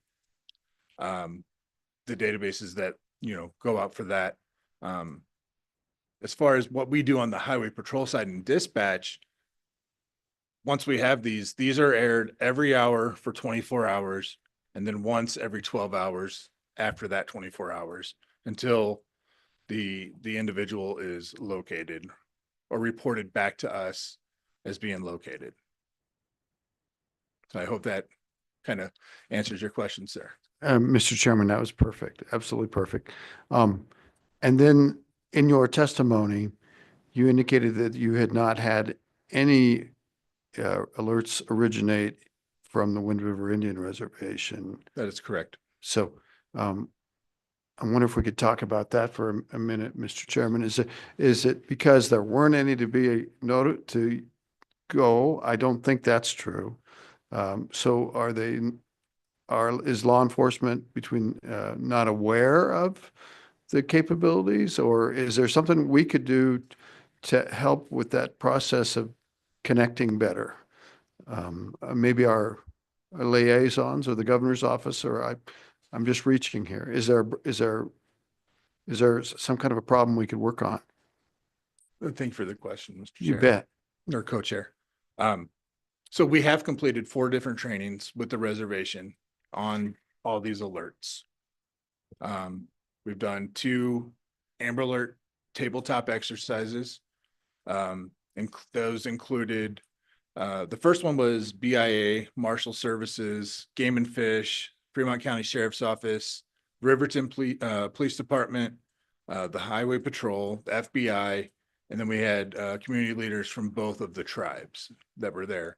The second one was mostly for law enforcement officers, included BIA, Riverton PD, Lander PD, FBI, Marshal Services, our Highway Patrol troopers, and then we had the Tribal Game and Fish, and then dispatchers from Lander Police Department, Riverton Police Department, and our dispatchers that were present for those tabletop exercises. So the information is out there. I'm just hoping that there just has not been a reason that they need. We know that people go missing. Yeah. And sometimes they wander, they just go off, they go do their thing. I know how important this program is for a lot of different reasons, and I really hope, I hope we never have to activate. We never want to, for any of these, but it's there, and we're committed to doing additional trainings if and when requested. That answers your question. Thank you. It does, Mr. Chairman. I'm still wondering if it's a go-to thing for law enforcement from and others from the Wind River Indian Reservation. And I think the question is, we don't really know. Might be a good job for our liaison. Yeah. Yeah. And July, and as far as the Ashantis go, our first one we did was July 12th of 2023 for the Lander Police Department. Since then, we've only done 6 in that 2+ years. Yeah. Statewide. Statewide.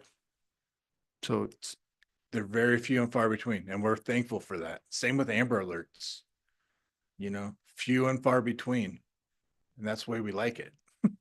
and that could be why we don't see any from the reservation. Right. Very well. Like I said, I hope that we've never, that the reservation is not needed to do that. And maybe they're just, we know that there's the tensions between the different agencies. Sure. I just hope that that's not the problem. I hope that that really is, there has not been a need. Fair enough. Thank you, Mr. Chairman. Thank you, sir. Good job. Thank you, Coach Chair. Yeah, thank you for that information. Just one clarification. You mentioned the Amber Alert is utilized for a certain age, right? Yes. But a couple of weeks ago or so, there was an Amber Alert for a missing older person. Is that It was a utilized? missing, yeah, that one, sir, that was just a missing endangered.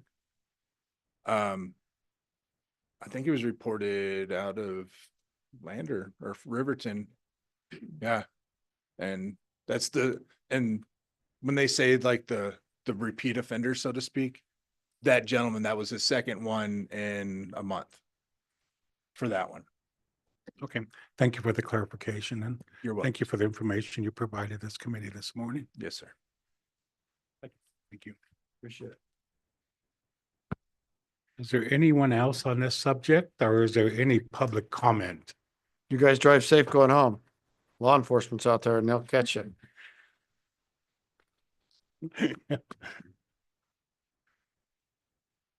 If not, we appreciate everybody, the committee for the last couple days, and for our staff, obviously.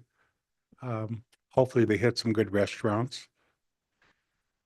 But thank you for all the information you this last couple days for this committee, but we'll see how we move forward on this. So the meeting. Mr. Chairman, I'd just like to commend you and the new committee, and we have new staff too. Everything's new about this committee, and I'm grateful to all of you and grateful to and we just fumble through things. Most of this is just being in a room and talking, and that's really the best thing. And thanks to everybody for helping with that. Good job, Mr. Chairman. Good job, all of the members. Thank you, committee. Have a good, safe drive home today. Everybody else that traveled, and the meeting is adjourned.